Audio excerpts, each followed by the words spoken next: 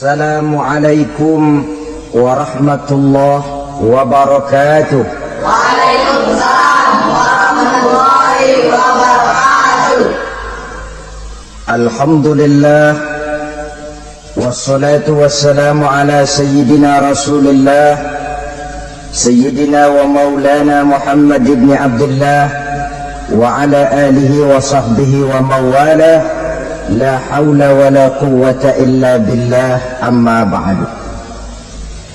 Bapak-bapak, ibu-ibu, saudara-saudara kaum muslimin rahimakumullah. Rumah tangga bahagia menurut agama kita.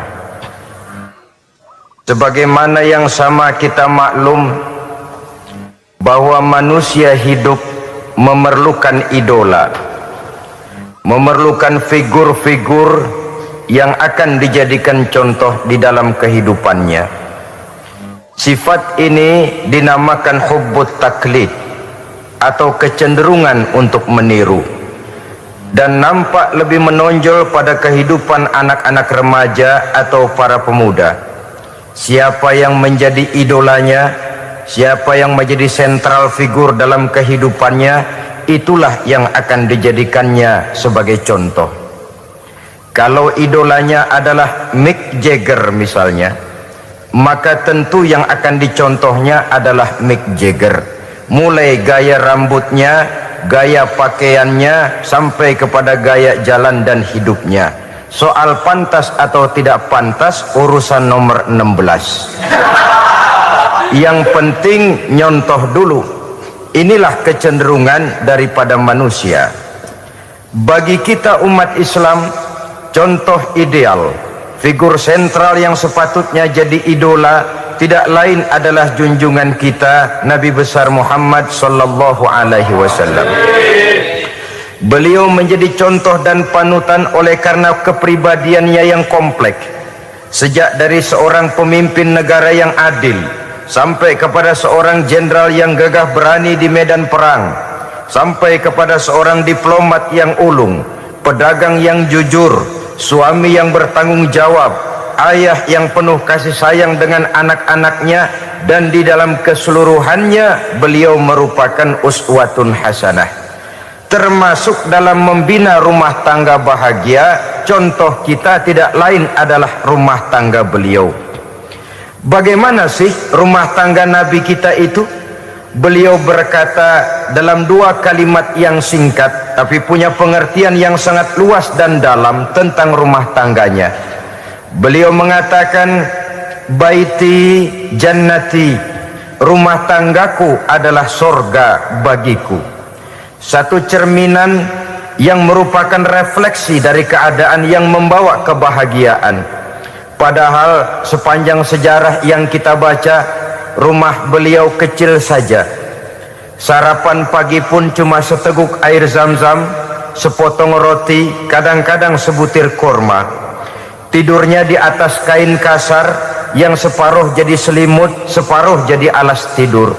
Tetapi di tengah kondisi yang semacam itu, beliau sanggup berkata, baiti jannati, rumah tanggaku adalah surga bagiku. Kenapa kita yang hidup di zaman sekarang, di mana fasilitas sesungguhnya serba lebih menunjang untuk berkata semacam itu, malah kita berkata sebaliknya, baiti nari, rumahku adalah laksana neraka bagiku. Padahal kalau dilihat, rumahnya pun kadang-kadang bertingkat, kendaraan serba berkilat, uang banyak berlipat-lipat, istri pun tak kurang cantik memikat, kadang-kadang jumlahnya 4. Tapi tiap hari kiamat tidak ada ketenangan dan ketentraman di rumah tangga. Saudara hadirin kaum muslimin rahimakumullah, mengapa Rasul sampai mengatakan baiti jannati, rumahku adalah laksana surga bagiku? Inilah pokok pembicaraan kita pada pertemuan kali ini. Sebagaimana yang kita maklum bahwa nikah dalam pandangan Islam bukan hanya sekedar untuk memenuhi kebutuhan biologis manusiawi, tidak hanya sekedar untuk memperkembangbiakkan keturunan, dan juga tidak pula untuk memperturutkan hawa nafsu. Lebih daripada sekedar itu, nikah dalam pandangan Islam merupakan ibadah. Oleh karena ibadah, maka seluruh tujuan ibadah, apakah dia bernama solat, apakah dia bernama puasa, zakat, sodako, haji dan lain sebagainya, seluruh daripada tujuan ibadah, target utamanya adalah mardhatillah atau keridhaan daripada Allah Subhanahu wa ta'ala. Kalau nikah itu ibadah, maka sesungguhnya tujuan utama dari pelaksanaan suatu pernikahan tidak lain hanya untuk mencari keridhaan dari Allah Subhanahu wa ta'ala. Bukankah kalau kita tanya tiap orang yang melakukan nikah, kenapa sih kamu nikah dengan dia? Jawabannya bisa macam-macam. Yang umum, karena saya cinta dia. Ada yang berkata, karena saya ingin mendapat ketenangan hidup. Ada yang bilang, karena saya ingin hidup teratur. Ada yang mengakui, karena saya ingin dapat keturunan dan lain sebagainya. Tetapi sesungguhnya menurut ajaran agama, kalau nikah merupakan ibadah, jawaban intinya ialah saya melakukan nikah untuk mencari keridhaan dari Allah Subhanahu wa ta'ala. Ini konsekuensinya kalau nikah merupakan bagian daripada ibadah. Rumah tangga yang didirikan atas dasar mencari keridhaan Allah, maka akan diwarnai oleh nilai-nilai luhur daripada ajaran agama. Tanpa harta orang memang sulit untuk bahagia, tapi harta bukan jaminan orang lalu akan bahagia. Harta pada suatu saat akan berakhir, kecantikan akan berkurang, pangkat dan jabatan akan sampai kepada batasnya. Tetapi agama, keyakinan, nilai-nilai iman, itulah pegangan kita yang kekal dan abadi. Sebab itu dalam surah Ar-Rum ayat ke-21 Allah Subhanahu wa ta'ala menjelaskan, wa min ayatihi an khalaqalakum min anfusikum azwajan litaskunu ilaiha wa ja'ala bainakum mawaddatan wa rahmah. Dan di antara tanda-tanda kebesaran Allah, dijadikannya bagimu istri-istrimu dari diri kamu sendiri, litaskunu ilaiha, agar kamu bisa hidup tenang bersamanya, wa ja'ala bainakum mawaddatan wa rahmah, dan dijadikannya di antara kamu rasa cinta dan kasih sayang. Umumnya pernikahan terjadi karena mawaddatan warahmah ini, cinta dan kasih sayang. Atas dua dasar itulah rumah tangga didirikan orang. Atas dasar itulah seorang laki-laki dan seorang perempuan memadu janji untuk membagi suka dan duka dalam hidup ini secara bersama-sama. Namun kalau kita renungi ayat ini, Allah tidak hanya menjadikan cinta, tapi Allah juga menjadikan kasih sayang. Apa bedanya cinta dan kasih sayang? Apa bedanya mawaddatan warahmah ini? Saudara, mawaddah yang artinya cinta, itu sasarannya biasanya adalah jasmani, kecenderungan biologis. Itu akan berakhir. Orang yang mendirikan rumah tangga cuma karena kecenderungan biologis, cuma karena rasa cinta semata-mata, cinta biasanya terkait kepada keindahan. Betul apa benar? Biasanya orang mudah jatuh cinta kepada sesuatu yang punya nilai keindahan. Makanya anak muda jarang yang jatuh cinta sama nenek-nenek. Cinta selalu memandang segi keindahannya. Ini yang namanya mawaddah. Allah tidak mengingkari itu, silakan. Bahwa manusia secara naluri senang kepada serba keindahan, wajar-wajar saja. Tetapi tidak cuma mawaddah, Allah juga menciptakan rahmah, kasih sayang. Mawaddah mungkin ada akhirnya, tapi rahmah tidak akan pernah ada akhirnya. Kalau mawaddah adalah berkecenderungan kepada biologis, jasmaniah, maka rahmah kecenderungan kepada nilai-nilai rohani, kepribadian, kejiwaan, dan lain sebagainya. Dikala pernikahan di bawah umur 40 tahun, mungkin masih banyak mawaddahnya, rasa cintanya.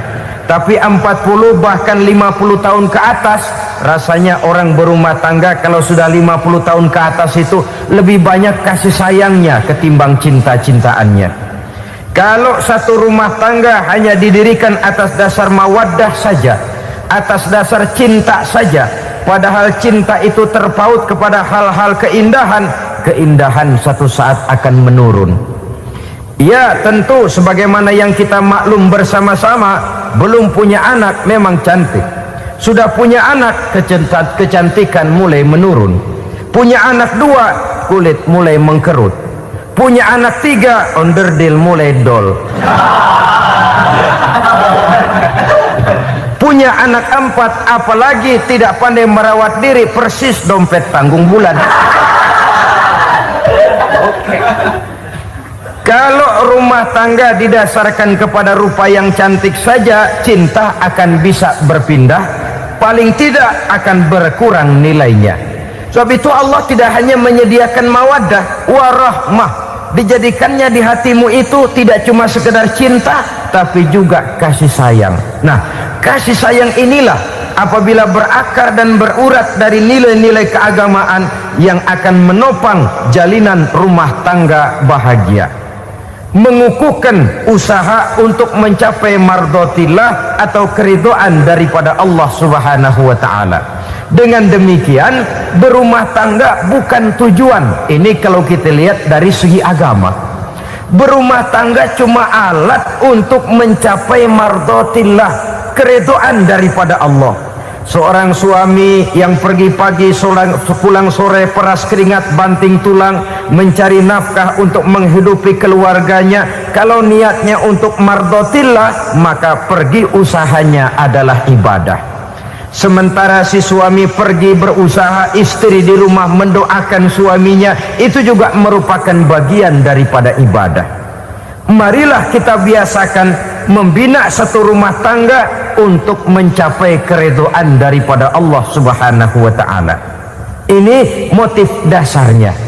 Karena itu Rasul Anas bin Malik pernah bercerita, bertahun-tahun saya membantu di rumah tangga Rasul. Selama tahun-tahun yang panjang saya membantu di rumah tangga beliau itu, kata Anas bin Malik, belum pernah kok saya mendengar kata-kata kasar, keras, membentak-bentak. Belum pernah saya melihat ada piring terbang, sandal melayang, ada penggorengan nitir di atas. Belum pernah, padahal tahun-tahun yang panjang sudah saya lalui. Itu rumah tangga Rasul.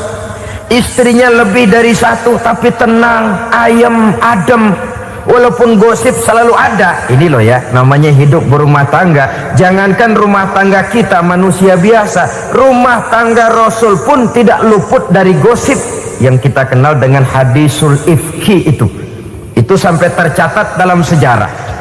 Tetapi yang jelas, dengan istri yang lebih dari satu, rumah tangganya tenang, tentram, adem. Kita di rumah tangga istri satu, seminggu 7 hari, berantemnya 6 hari. Cuma 1 hari gencatan senjata. Saudara hadirin yang saya muliakan, kalau tujuan rumah tangga adalah mardhatillah, apa ciri dari suami istri yang menegakkan rumah tangga untuk mencapai ridho Allah itu? Pertama, sepasang suami istri yang membina rumah tangga semata-mata untuk mencapai keridhaan Allah, cirinya yang pertama, bersyukur apabila beroleh nikmat. Ini ciri yang pertama. Bersyukur kepada Allah, kepada sesama berterima kasih. Suami berterima kasih kepada istri, bertahun-tahun didampingi hidupnya, dicucinya pakaiannya, dimasaknya makanannya, tidak istri mengeluh walau hidup lebih banyak kurangnya daripada cukupnya. Suami pandai berterima kasih kepada istrinya, sementara istri pun bisa berterima kasih kepada suaminya. Bertahun-tahun suami peras keringat, banting tulang mencari nafkah, menjadi palang dada terdepan apabila ada masalah-masalah yang besar. Kedua-duanya lalu punya timbangan. Nah inilah ya, saya pesan kepada suami, kepada para suami, kepada para istri, supaya di rumah ada timbangan. Perlunya apa? Kalau pada satu saat istri kita salah, suami cepat-cepat ambil timbangan, lalu ditimbang mana yang lebih berat, salahnya atau dosanya, benarnya atau kesalahannya. Ini istri saya jasanya begini, lalu jasanya begini, salahnya ini, mana yang lebih besar, jasanya atau salahnya? Dengan adanya timbangan, maka keputusan akan objektif. Tapi kalau timbangannya emosi, salah sedikit saja sudah main bentak, main usir, akhirnya keputusan akan mendatangkan kerugian. Sebaliknya, kalau suami yang salah, istri ambil timbangan, ditimbang mana lebih besar, jasanya atau salahnya. Jangan sampai nanti terjadi pepatah, panas setahun habis dihapus oleh hujan satu hari. Jasa istri yang puluhan tahun hapus oleh kesalahannya yang sedikit, atau jasa suami yang bertahun-tahun hapus oleh kesalahannya yang sebenarnya tidak seberapa. Akibat apa itu terjadi? Karena tidak adanya timbangan. Dari rasa bersyukur dan dari rasa berterima kasih ini, saudara-saudara, akan timbullah sifat saling menghargai. Suami menghargai istri, istri pun menghargai suami. Istiqomah, dikasih uang 5.000 senyum, dikasih uang 500 senyum. Itu namanya istri yang pandai bersyukur. Kalau tidak, 5.000 nyengir, 500 manyun. Tahu manyun? Kayak bemok nyari setoran, monyong saja. Ada sikap istiqomah di dalam membina kehidupan berumah tangga ini. Lalu mengerti posisi suami, ini termasuk tanda berterima kasih. Suami saya itu kerjanya apa, golongannya apa, gajinya sebulan berapa. Atas dasar itu, lalu istri menjadi istri yang tahu diri. Walaupun suami harus menyenangkan istri, istri pun hendaknya nimbang, tahu batas kemampuan suami. Kemauan mungkin tidak terbatas, tapi kemampuan sangat terbatas. Kalau suami pegawai kecil, ya mintalah yang kecil-kecil. Kalau suami pegawai rendah, mintalah yang sesuai dengan kemampuannya. Jangan suami gajinya cuma 50.000 sebulan, istri menuntut minta dibeliin gelang yang kayak pelek becak. Tentu sudah overacting namanya. Saudara hadirin yang saya muliakan, kunci awalnya bersyukur kepada Allah.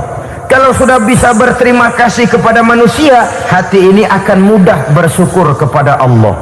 Rumah tangga yang pandai bersyukur, berapapun kecilnya nikmat, bukan kecilnya yang dia lihat, tapi karunia Allah yang dinilai. Sehingga dari rasa berterima kasih kepada manusia akan timbullah rasa syukur kehadirat Allah Subhanahu wa ta'ala.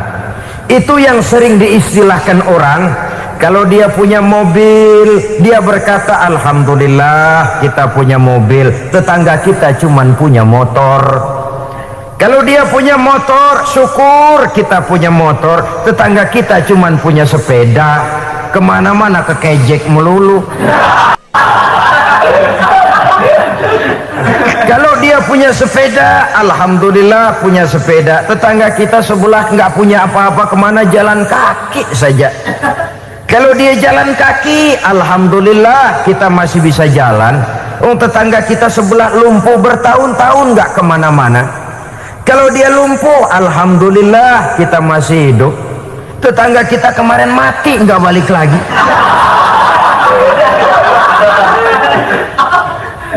Lalu akan timbul rasa syukur. Tapi kalau sudah lumpuh melihat yang bisa jalan melihat yang menaik sepeda, yang punya sepeda lihat yang punya motor lihat yang punya mobil lihat yang punya pesawat. Kapanlah kita ini pandai bersyukur? Sebab kesenangan seperti pelangi, tidak pernah di atas kepala kita, selalu kelihatannya di atas kepala orang lain. Sehingga kalau ngobrol orang sering bilang, lu sih enak lo gue lihat, gue kebelangsak amat nih ya. Setiap orang ngomong kepada kita begitu nadanya. Kita yang dilihat enak, sementara kita melihat orang lain enak. Tukang tahu melihat tukang tempe enak, tukang tempe melihat tukang tuak enak, tukang tuak bilang tukang sirsak enak. Enak itu seperti pelangi. Namun kalau kita mau merenungi, tidak pernah Allah berhenti memberikan nikmat kepada kita. Sejak kita bangun tidur sampai kita tidur kembali, bahkan tidur itu sendiri, seluruhnya tidak pernah putus dari nikmat Allah. Bahagia ada di gubuk reot, bahagia ada di rumah mewah, bahagia ada di hati kopral, bahagia ada di hati jenderal, di gunung dan di kota, di hutan belantara dan di desa, di keheningan malam atau di keramaian siang. Kalau kita mau mencari, bahagia selalu ada.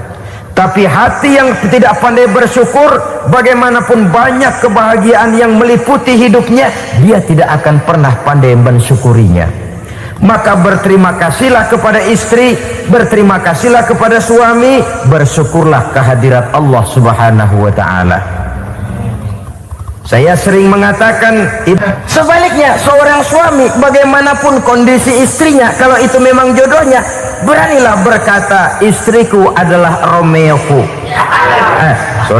istriku adalah Julietku, atau istriku adalah Sri Kandiku. Biarin pengkor ya pengkor, nggak ada urusan.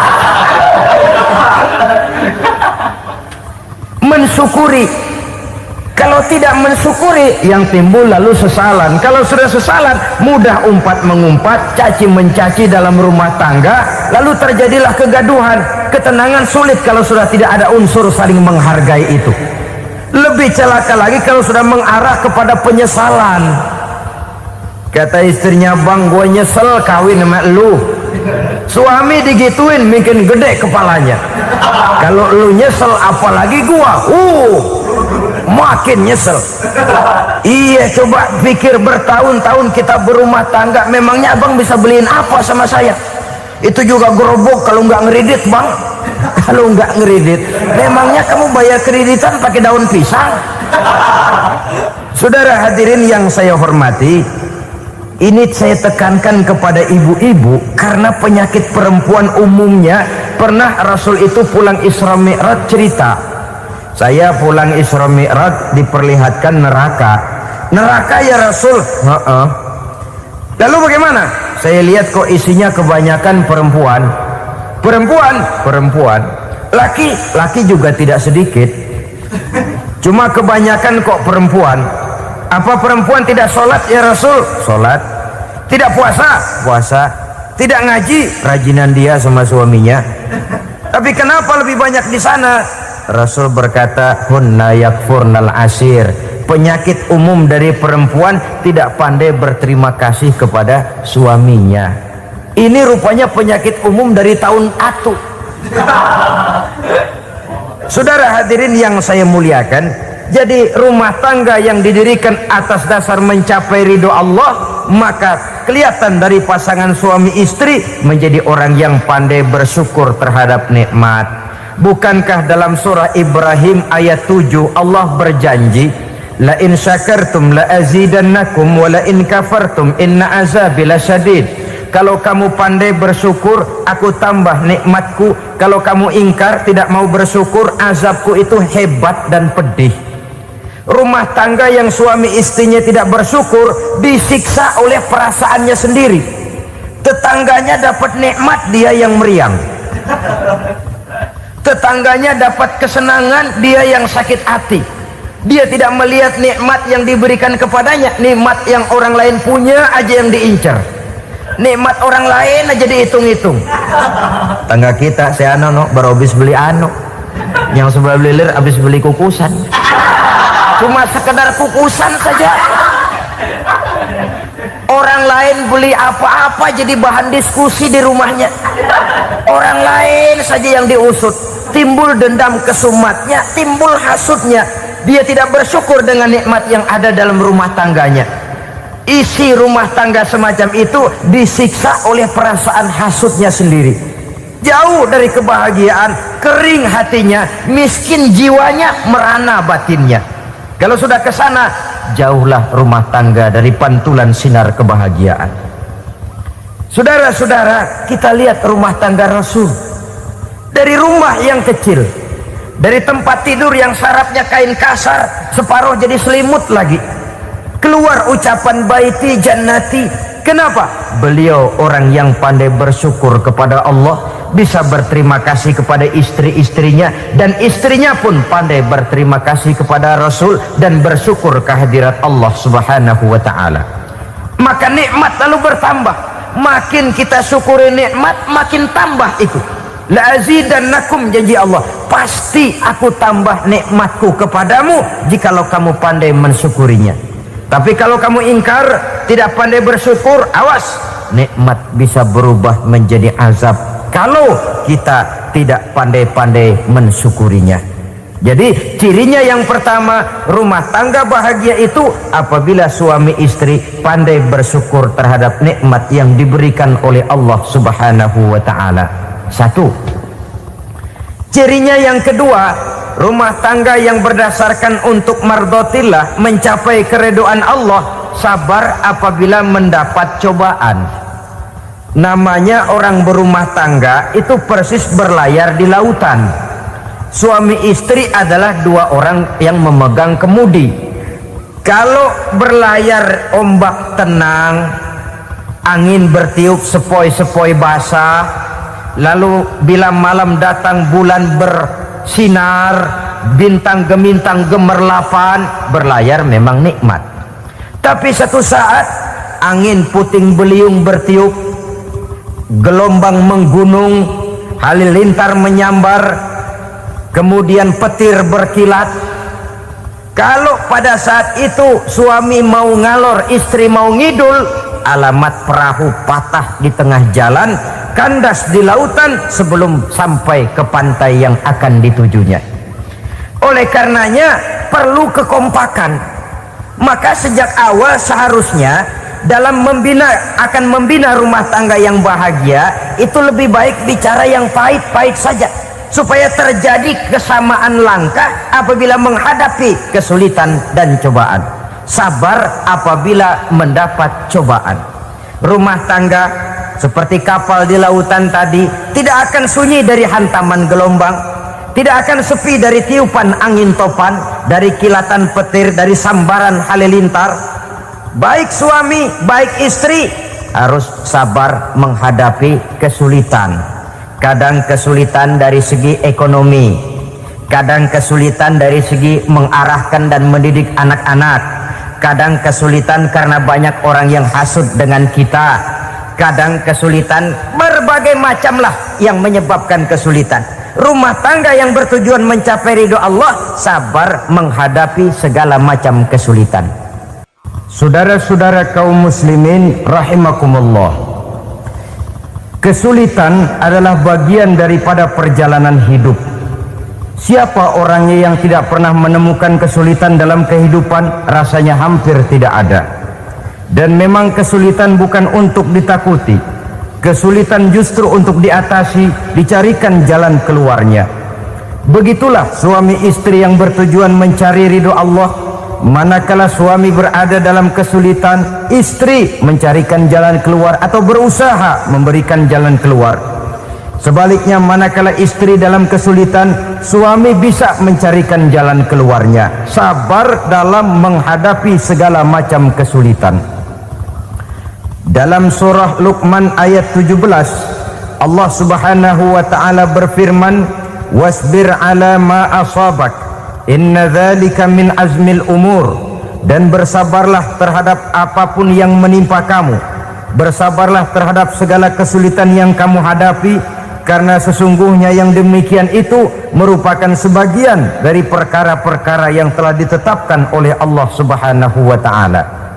Saudara-saudara kaum muslimin yang berbahagia, kunci sabar sesungguhnya terletak pada keyakinan bahwa segala sesuatu berasal dari Allah dan segalanya akan kembali kepada Allah Subhanahu wa ta'ala. Rumah tangga yang sabar di dalam menghadapi kesulitan-kesulitan biasanya akan lebih mudah mencari jalan keluar. Tapi kalau sedikit kesulitan datang, kita tertimpa oleh kepanikan, oleh kegelisahan, dan oleh ketakutan yang tidak beralasan, maka kesulitan itu bukan saja tidak dapat diatasi, malah rasanya akan menjadi semakin besar di dalam kehidupan kita. Tidak ada rumah tangga yang tidak pernah berhadapan dengan kesulitan, bagaimanapun besarnya rumah tangga itu. Itulah sebabnya kita memerlukan orang lain. Hidup berumah tangga itu seperti orang punya mata. Kalau mata kita kelilipan, kalau mata orang lain kelilipan, gampang kita tiup. Tapi kalau mata kita sendiri yang kena kelilipan, tentu kita memerlukan orang lain untuk meniupnya. Oleh karenanya, suami istri harus saling mencarikan jalan keluarnya. Walaupun kerjanya berbeda, suaminya pergi mencari nafkah, istrinya berdoa di rumah. Kalau perlu melakukan sholat duha, mendoakan agar usaha suaminya dimudahkan, dan begitu selanjutnya.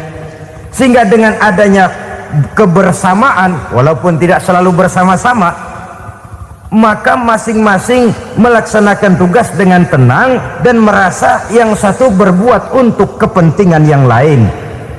Inilah cirinya yang kedua, sabar bila mendapat dan berhadapan dengan segala macam kesulitan. Kadang orang mendapat kesulitan itu berkeluh kesah. Bukan berkeluh kesah, tapi mencari jalan keluar dan mengambil hikmah yang ada di dalamnya apa?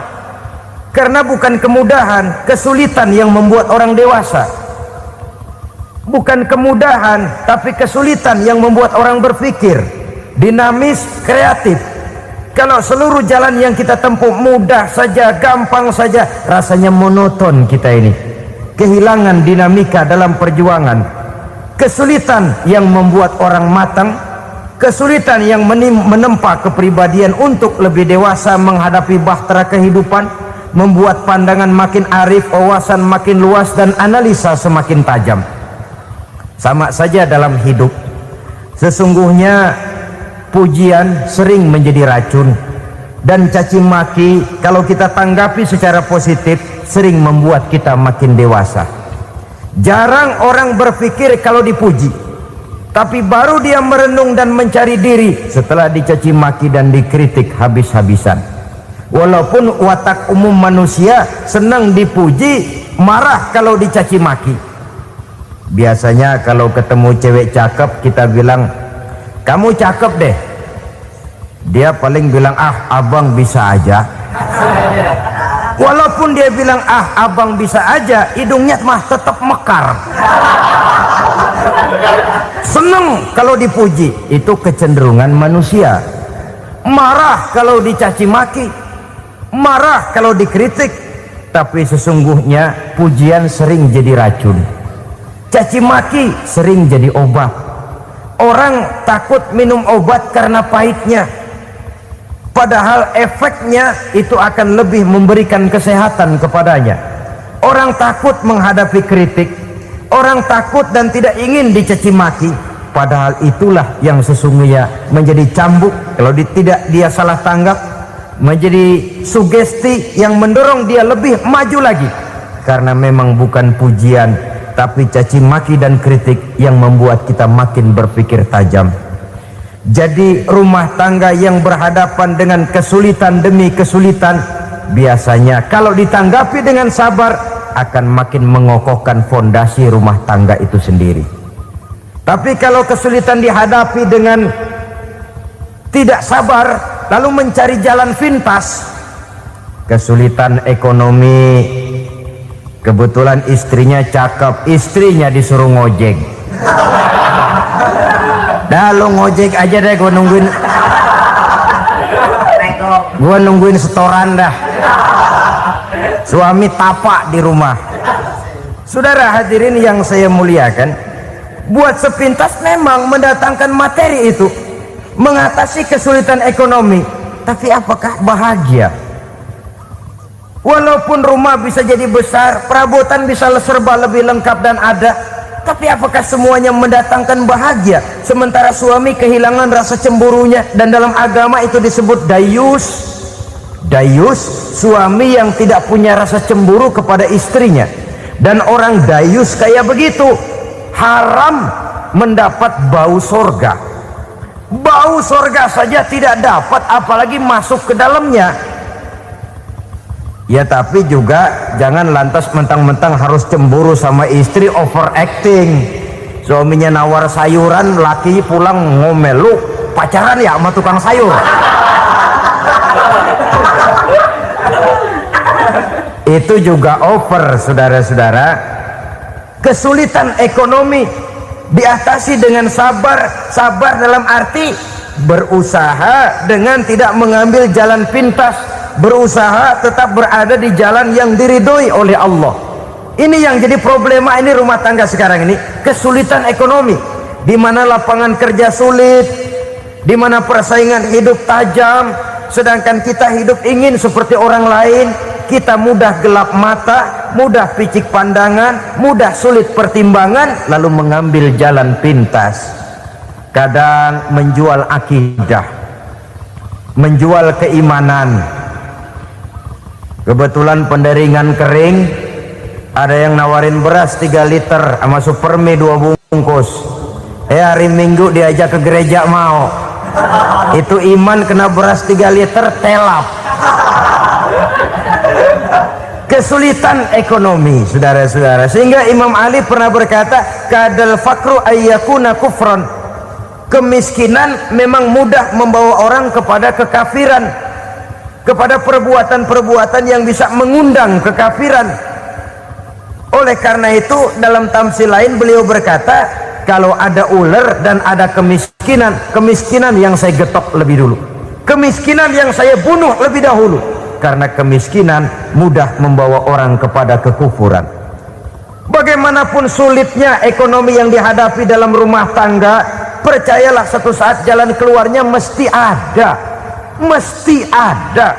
Jangan sampai mengambil jalan pintas yang membuat kita keluar dari jalan yang ditinjau dari segi kemasyarakatan pun mendatangkan aib, ditinjau dari kehormatan berkeluarga pun mendatangkan nista, ditinjau dari segi ekonomi pun barangkali tidak akan mendatangkan kelimpahan materi. Jalan pintas pada umumnya, saudara-saudara, hanya memberikan kenikmatan yang sekejap. Dan apalah itu artinya kalau harus mengorbankan kesenangan yang abadi dan kekal. Kadang-kadang mengorbankan anaknya sendiri, anaknya dikomersilkan. Pokoknya siapa yang nyamper lu berangkat aja dah. Asal pulang neng-teng pisang sama jeruk sebongsang, orang tua udah anteng aja udah. Saudara hadirin yang saya muliakan, setiap kita selalu berhadapan dengan kesulitan. Karena itu rumah tangga yang bertujuan mencapai mardhatillah, mereka sabar dalam menghadapi kesulitan. Tidak ada beras, puasa saja, puasa sunnah, puasa sunnah. Lapar tapi ada pahalanya, daripada tidak puasa lalu ngegerundel. Brengsek Tuhan, gue sembahyang melulu lapar juga. Sudah lapar tidak berpahala. Bukankah Rasulullah sendiri kalau pulang ke rumah Aisyah lalu berkata, ya Humairah, ada makanan hari ini? Ada makanan yang enggak ada bang. Alhamdulillah kalau begitu saya puasa. Pulang dari mana-mana perut lapar, mau makan tidak ada makanan, bukan marah, bukan ngamuk, puasa. Maka boleh puasa sunnah, niatnya udah siang jam 10 jam 11, asal dari pagi belum makan apa-apa. Niatnya jam 10 sah, dengan catatan dari pagi belum makan apa-apa. Jangan sudah sepiring setengah baru niat, itu lain. Itu ngojek namanya itu. Pengertian dalam kesulitan.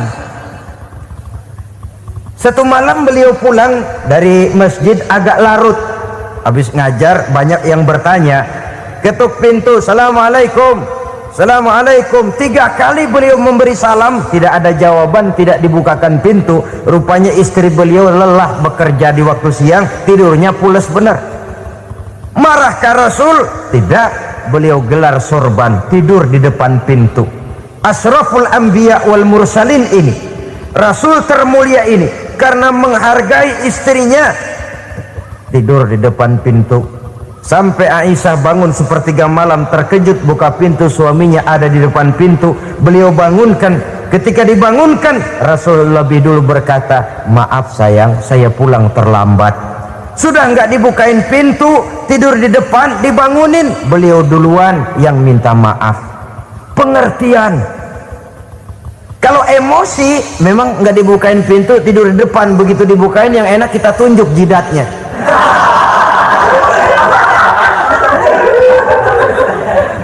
Saudara hadirin yang saya muliakan, kesulitan di dalam kehidupan merupakan bagian daripada kehidupan. Bukan untuk ditakuti, tapi untuk diatasi. Bukan untuk dihindarkan, tapi dicarikan jalan keluarnya.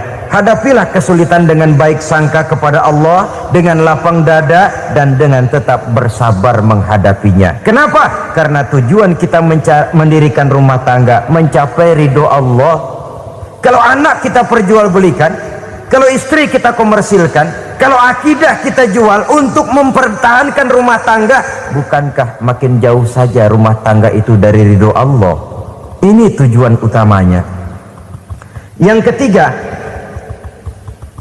rumah tangga yang bertujuan mardotillah itu, suami istri yang merupakan fondasi di rumah tangga, suami sebagai pemimpin, istri sebagai pembina, selalu musyawarah dalam menyelesaikan persoalan. Walaupun istri ditakdirkan sebagai pemimpin dan suami sebagai pemimpin dan istri yang dipimpin, tapi agama menganjurkan musyawarah.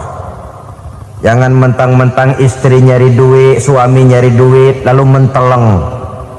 Segalanya mau diktator, segalanya mau sendiri. Rumah tangga yang bertujuan mencapai ridho Allah selalu didirikan atas dasar musyawarah, sehingga apabila sesuatu itu dihasilkan dari suasana musyawarah, tidak akan melahirkan penyesalan di belakang hari. Kalau tidak berjalan menurut seleranya masing-masing, belakangan timbul penyesalan, akhirnya main salah menyalahkan. Kalau sudah saling salah menyalahkan, itu artinya sudah saling mengungkit kekurangan masing-masing. Akibatnya tidak ada lagi saling menghargai. Jadi dengan demikian musyawarah di dalam menyelesaikan persoalan, menghadapi kesulitan ekonomi, musyawarah, menghadapi kenakalan anak, musyawarah, akan membeli ini dan itu sebaiknya juga musyawarah.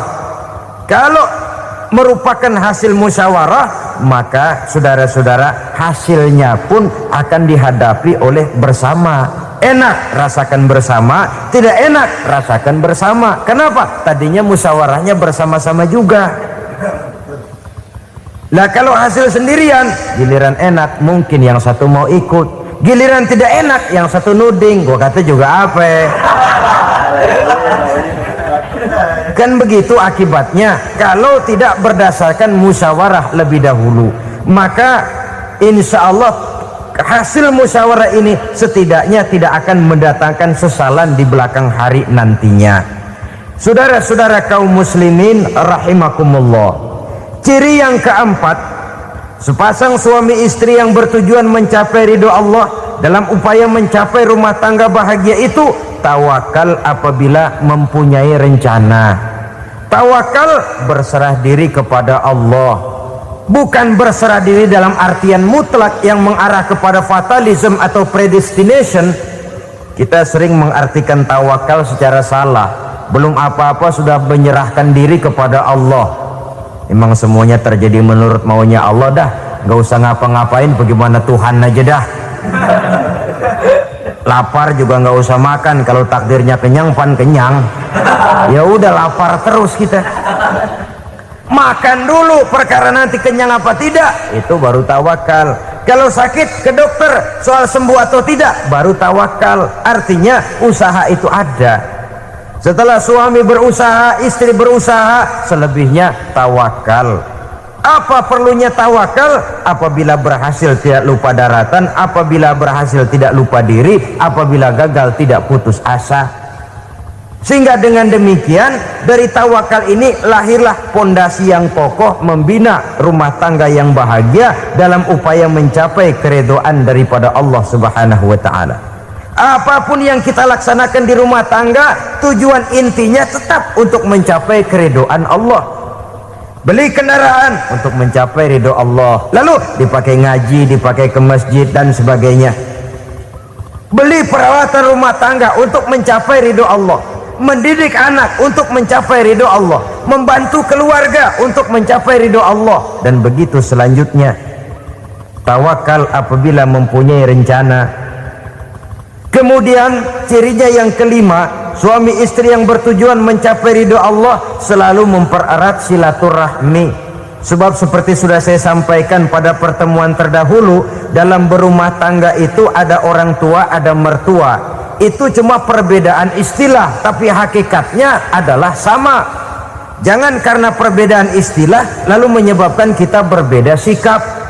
Kalau sudah berbeda sikap, tentu akan melahirkan perasaan yang tidak simpatik. Sebaiknya suami istri kalau sudah berumah tangga, jadikanlah orang tua tempat cerita yang enak saja. Yang tidak enak telan berdua, yang pahit rasakan berdua, kesusahan dan kesulitan atasi berdua. Giliran enak ngomong sama orang tua, giliran senang cerita sama mertua. Sekarang kan kita balik, kalau lagi senang duitnya banyak, anteng di rumah, kalem aja. Tapi lalu waktu susah, waktu susah, cerita kepada orang tuanya, cerita kepada mertuanya. Lalu kapan kita mau menyenangkan orang tua? Sudahlah mereka susah mendidik kita di waktu kecil, membesarkan kita, melakukan segala macam pengorbanan. Demi setelah kita berumah tangga, kesulitan rumah tangga kita tumpahkan juga kepada mereka. Pererat silaturahmi dan usahakan agar seluruh keluarga hanya menjadi tempat kita cerita yang enak-enak saja. Istilah sehari-harinya, kalau di rumah kita makan sama sayur bayam, keluar rumah diem, malah seluitan. Tetangga tanya, lu makan kayaknya enak banget apa sih? Daging ayam.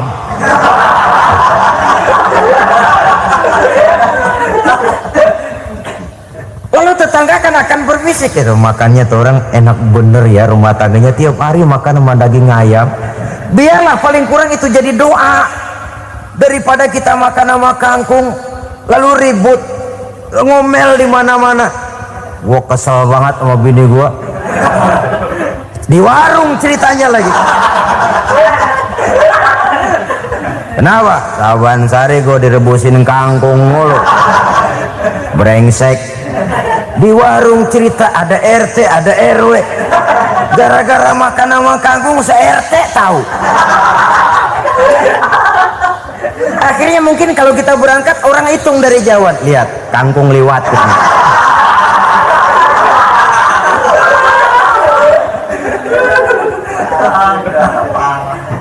Bisa menjaga yang disebut security informasi, rahasia rumah tangga. Bahkan pernah saya berikan contoh karena ingin menghargai. Suami beliin kain batik buat istrinya, istri tahu begitu sepintas nih kain jelek nih, tapi karena mau menyenangkan suaminya dia bohong. Bagaimana bu kain yang bapak beliin? Aduh bagus bener pak, bagus sekali itu kain.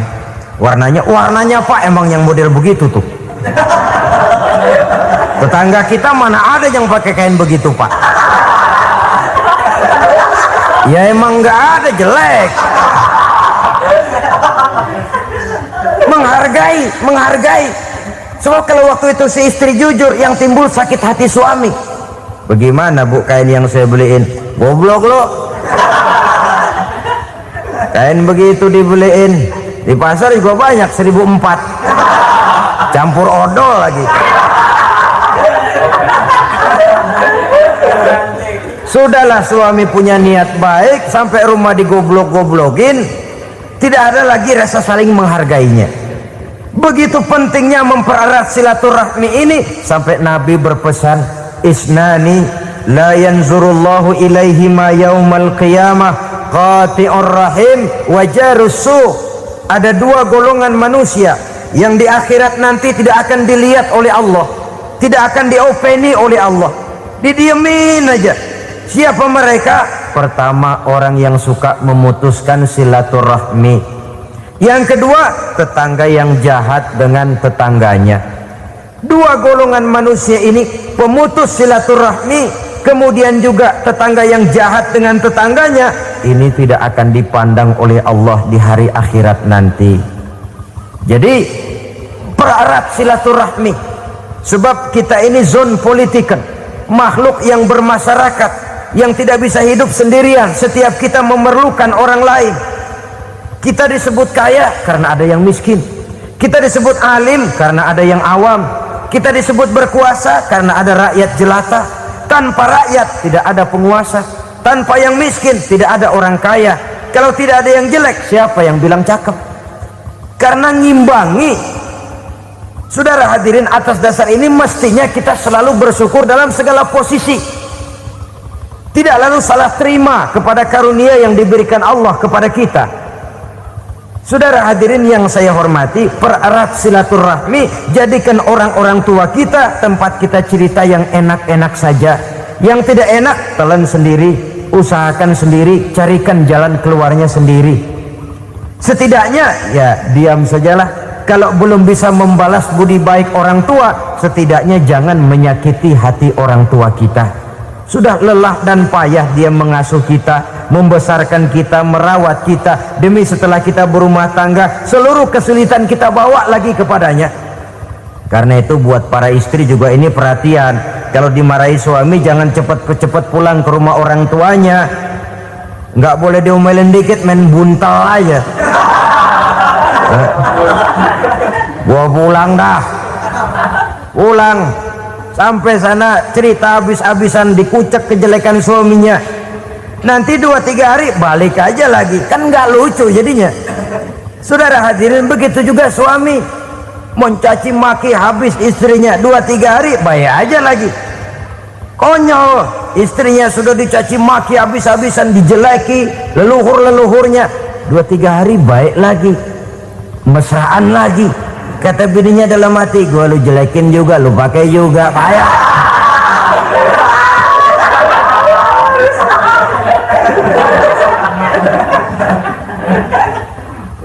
Saudara hadirin yang saya muliakan, itulah sebabnya pada awal tadi saya katakan perlunya kita mempunyai timbangan baik sebagai suami maupun sebagai istri. Nah, dari mempererat silaturahmi ini akan terjalin rasa kekeluargaan. Maka tradisi arisan keluarga itu bagus sesungguhnya untuk mempererat silaturahmi. Cuma celakanya bukan silaturahmi yang jadi tujuan, arisannya itu yang jadi tujuan. Akibatnya apa? Kalau belum narik mah semangat banget datang dah. Begitu udah narik aja udahan. Itu celakanya. Akhirnya silaturahminya jadi nomor 2, arisan semata-mata yang menjadi tujuan. Sesungguhnya itu bagus untuk mempererat silaturahmi. Karena kalau kita dengan kita sesama saudara sudah tidak saling mau mengenal, bagaimana dengan anak-anak kita? Bagaimana dengan cucu-cucu kita? 2-3 generasi yang akan datang tentu akan lebih saling tidak mengenal lagi. Baiklah ya, yang keenam, suami istri yang bertujuan untuk mencapai keridhaan Allah itu selalu berusaha tolong menolong di dalam kebajikan. Sebab Allah pesankan itu di dalam Al-Maidah ayat 6, wa ta'awanu 'alal birri wat taqwa wa la ta'awanu 'alal itsmi wal 'udwan. Bertolong-tolonganlah kamu di dalam kebaikan, di dalam bertakwa kepada Allah. Jangan bertolong-tolongan di dalam maksiat, di dalam dosa, dan di dalam usaha yang menimbulkan permusuhan. Kalau suami marah kepada seseorang, istri jangan ngipasin. Oh bang, yang begitu mah dibayain tuman. Bu, udah habisin aja dah. Anak-anaknya marahin sekalian. Ngipasin. Istri kesel sama tetangganya, suami ngipasin. Emang tuh tetangga kita, hahu, habis orang dikipasin. Ta'awanu 'alal birri wat taqwa, bertolong-tolonganlah di dalam kebaikan. Istri malas ngaji, suami mendorong, memberikan sugesti. Suami malas berusaha, istri memberikan sugesti. Saling tolong menolong di dalam kebaikan dan takwa, dan jangan tolong menolong dalam dosa dan permusuhan. Kata suami, "Bu, daripada kita melarat terus hidup, kita piara tuyul yuk." Kata istrinya, nah ini sudah menyimpang bang, bersabarlah, bagaimanapun insya Allah kita tidak akan mati kelaparan. Piara tuyul itu nanti jadi pindah akidah, merusak iman, berteman dengan setan. Apalah artinya kekayaan dan kesenangan sebentar kalau harus mengorbankan kekayaan dan kesenangan yang abadi.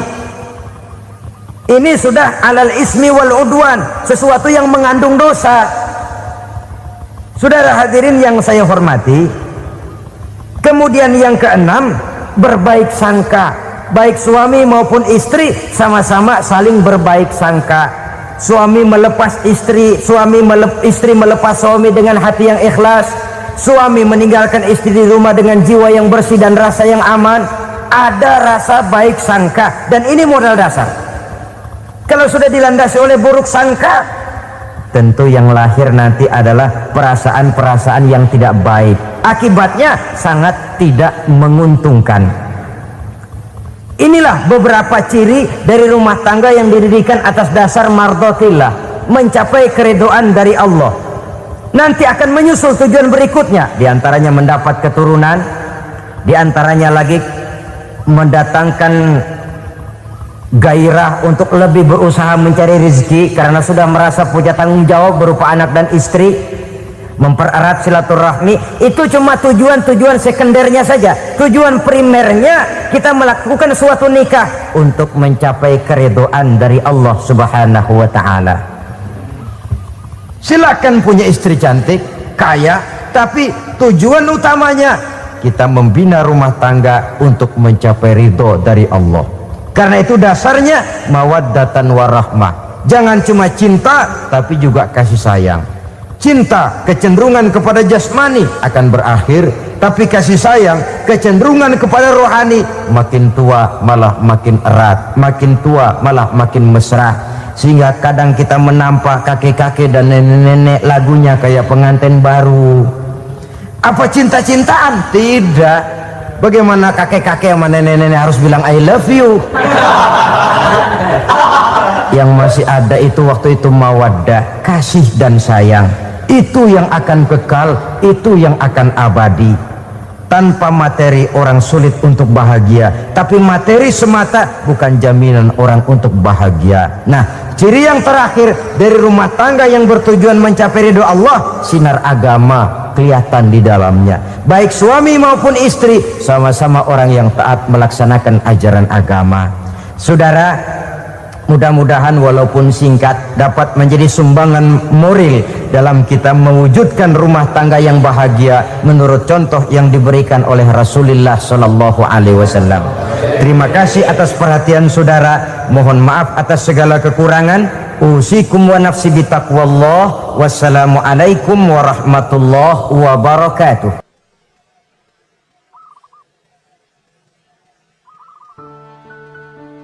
Assalamualaikum warahmatullahi wabarakatuh.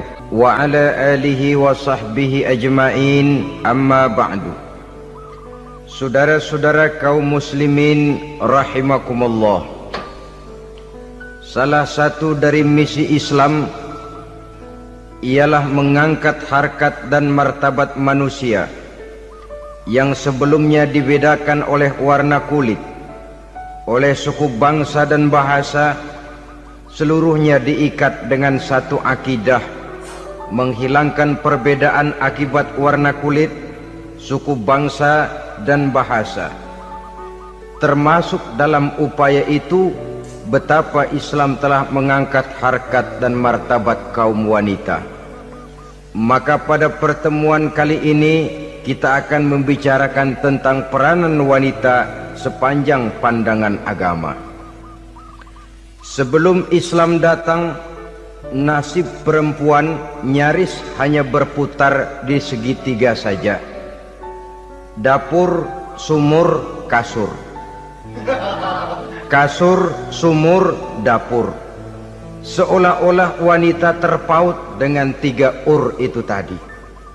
Seolah-olah wanita tidak bisa berbuat lebih banyak daripada itu.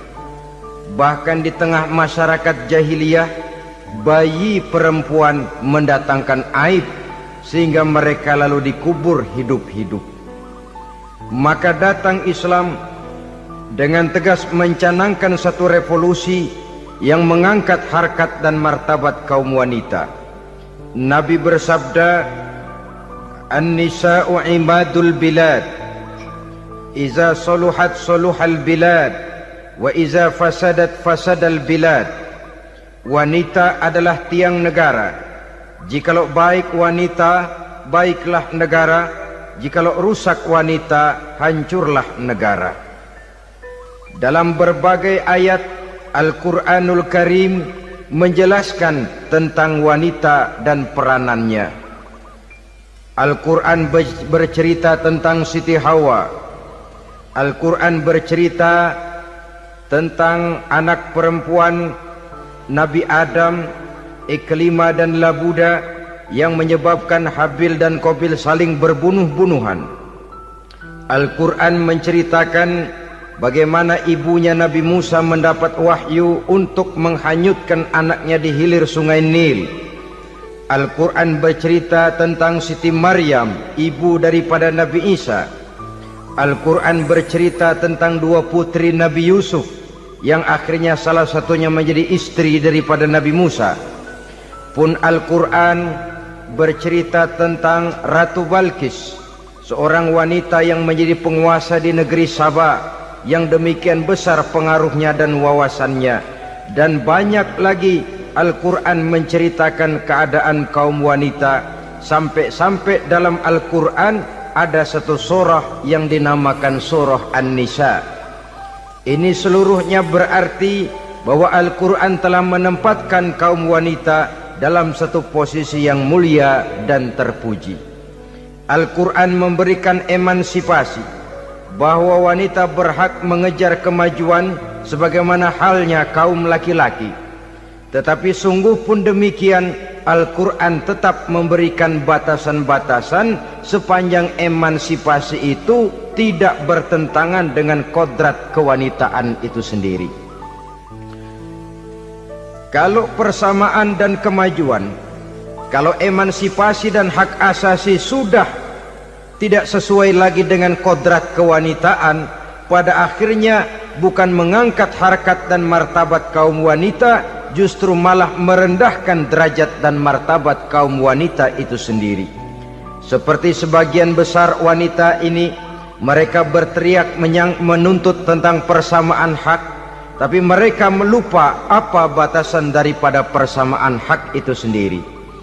Sesungguhnya Islam dengan segala konsepsinya yang mengangkat martabat kaum wanita itu memberikan keleluasaan kepada kaum wanita untuk maju bersama laki-laki sepanjang tidak menginjak-injak kodrat kewanitaan itu sendiri. Kalau sudah sampai kepada menginjak kodrat kewanitaan, maka akan merendahkan martabat kaum wanita. Sebab apa? Secara fisik dan psikis, agaknya memang laki-laki sudah ditakdirkan oleh Allah untuk menjadi pembimbing bagi kaum wanita. Walaupun tidak tertutup kemungkinan wanita tampil sebagai pemimpin, tetapi dari segi fisik biologis misalnya, laki-laki itu diciptakan kekar, kuat untuk memikul dan melaksanakan tugas-tugas yang berat. Sedangkan perempuan pada umumnya adalah lembut, ayu, lemot, denok, geboy, dan lain sebagainya. Maka kalau kita baca sejarah, Allah itu belum pernah mengutus rasul perempuan. Semua rasul laki-laki. Sebab apa? Secara fisik biologis tugas kerasulan lebih dimungkinkan oleh seorang laki-laki. Tugas rasul itu berat. Kadang-kadang perang, dicaci maki, berhadapan dengan ujung tombak, ujung pedang dan lain sebagainya. Makanya seluruh rasul laki-laki dan Allah belum pernah mengutus rasul perempuan. Dari segi lain, perempuan itu banyak terhalang untuk melaksanakan ajaran agama. Misalnya 1 minggu dalam sebulan perempuan itu terkena cuti khusus, mengalami masa menstruasi, tidak sholat, tidak puasa, tidak melaksanakan ajaran agama yang tidak dibolehkan pada saat menstruasi itu. Kalau ada rasul perempuan, lalu saat malaikat akan menyampaikan wahyu, kebetulan rasulnya sedang wah, itu bisa balik lagi malaikat Jibril ke langit itu. Mau turun nyampein wahyu, balik lagi ke atas, ditegur, kenapa balik lagi Jibril? Rasulnya lagi head.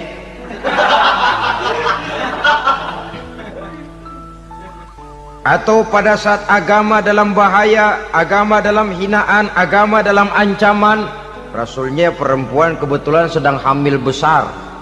Apa lalu perang ditunda? Pengumuman perang ditunda saja sampai rasul melahirkan. Tentu lebih tidak mungkin lagi. Secara fisik biologis, laki-laki lebih memungkinkan untuk melaksanakan tugas kerasulan ini. Maka seluruh rasul yang diutus Allah adalah laki-laki. Saudara hadirin yang saya muliakan, sungguh pun demikian, Islam itu mengangkat martabat wanita sedemikian tinggi sebagai tiang negara yang menentukan jatuh dan bangunnya negara, yang ikut mewarnai bahkan menjadi warnanya suatu negara. Walaupun peranannya memang tidak begitu kelihatan, tapi sesungguhnya amat sangat menentukan. Oleh karenanya, secara umum emansipasi yang digariskan oleh Islam, emansipasi yang tidak bertentangan dengan kodrat kewanitaan di berbagai aspek kehidupan. Kalau sekarang emansipasi ini kelihatannya sudah salah pasang, salah kaprah. Bahkan belum lama kita menyaksikan bagaimana ada binaragawati. Di zaman sekarang perempuan sudah mulai angkat besi.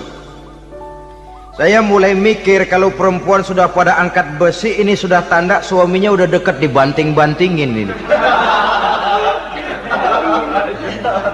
Tahun-tahun mendatang mungkin akan menyusul perempuan mulai narik becak.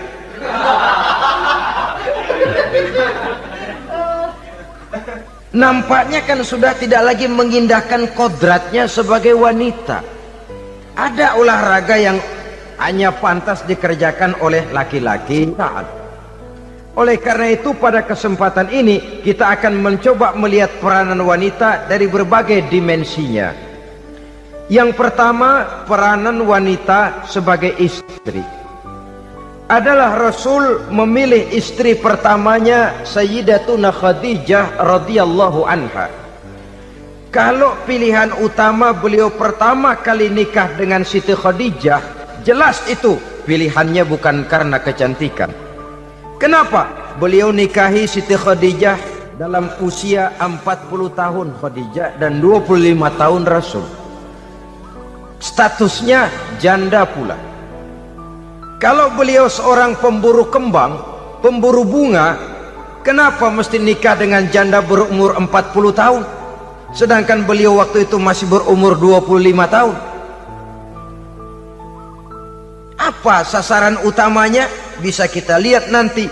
Setelah beliau diangkat menjadi Rasul, ternyata Khadijah lebih daripada seorang istri. Beliau masuk ke dalam staf Nabi.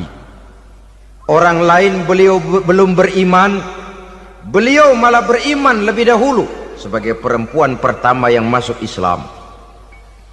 Orang lain memusuhi Nabi, beliau malah mengorbankan hartanya untuk membantu perjuangan Nabi.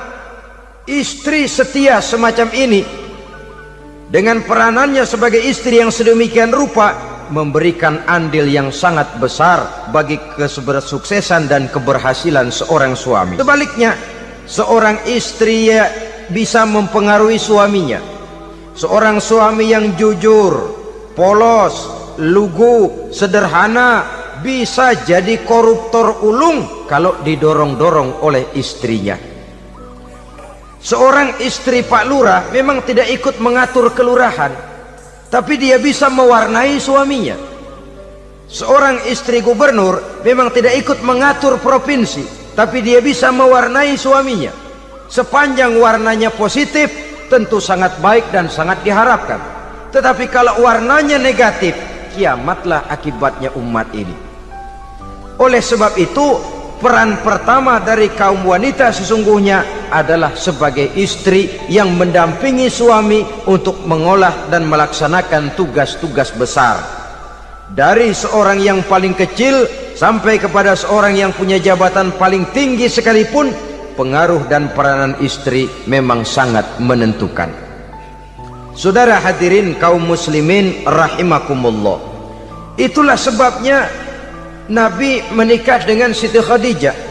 Dan lebih dari itu, sebelum menikah dengan Nabi, Siti Khadijah itu sudah terkenal sebagai pengusaha wanita, business girl kalau bahasa sekarang ini. Bahkan jaringan-jaringan bisnisnya tidak hanya Mekah saja, tidak hanya antar kota, bahkan sudah antar negara, dari Mekah ke Syam, dari Mekah ke Madinah dan lain sebagainya, yang bahkan kita tahu Rasul pada mulanya pun ikut membantu perdagangannya Siti Khadijah radhiyallahu anha ini. Jadi kalau bercermin dari karier Siti Khadijah, boleh saja wanita bergerak di bidang bisnis, asal memang profesi, bukan karena dengan senjata dan modal kecantikan lalu membujuk dan merayu orang sampai telap sehingga bisnisnya berjalan lancar dengan jalan menjual kecantikannya. Tidak, bergerak di bidang bisnis yang memang profesinya di situ. Tidak ada salahnya. Bisa saja perempuan menjadi bisnis girl seperti yang dicontohkan oleh Siti Khadijah radhiyallahu anha ini. Sebab itu, kontes-kontesan yang hanya bertitik kepada rupa yang ayu saja, rupa yang cantik saja, sesungguhnya bukan hanya tidak bermanfaat, tapi saya pikir juga sangat tidak mendidik.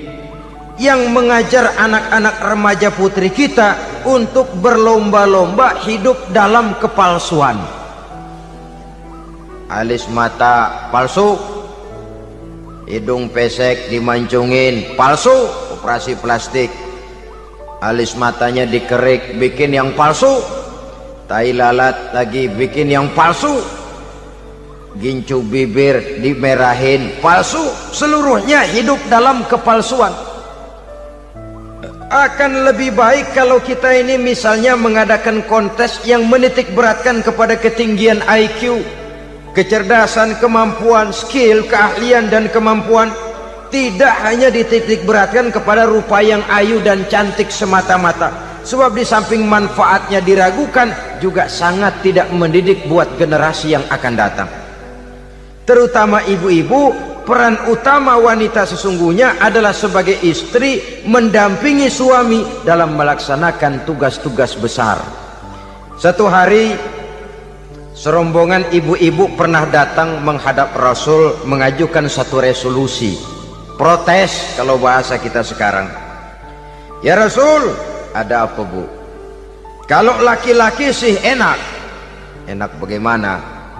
Iya, kalau orang laki-laki sholat, perempuan sholat.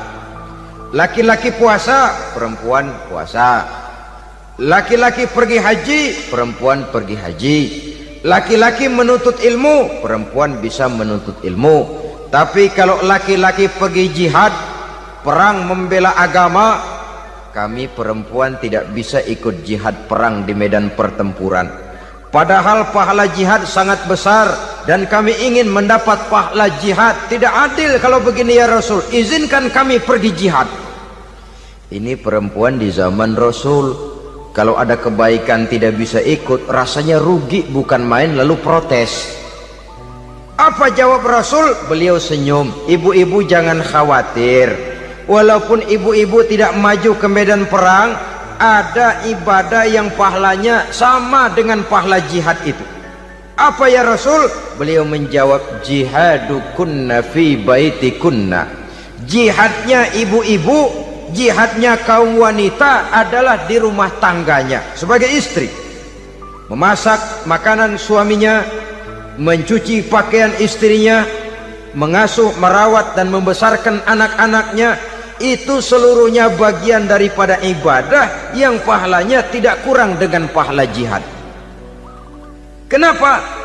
Al-Quran itu memberikan sesuatu sesuai dengan kedudukannya. Kalau perempuan pergi perang jihad membela agama, musuhnya laki semua, kayak apa perangnya? Itu musuhnya bisa nggak mau pakai pedang, perangnya udah gulat aja udah.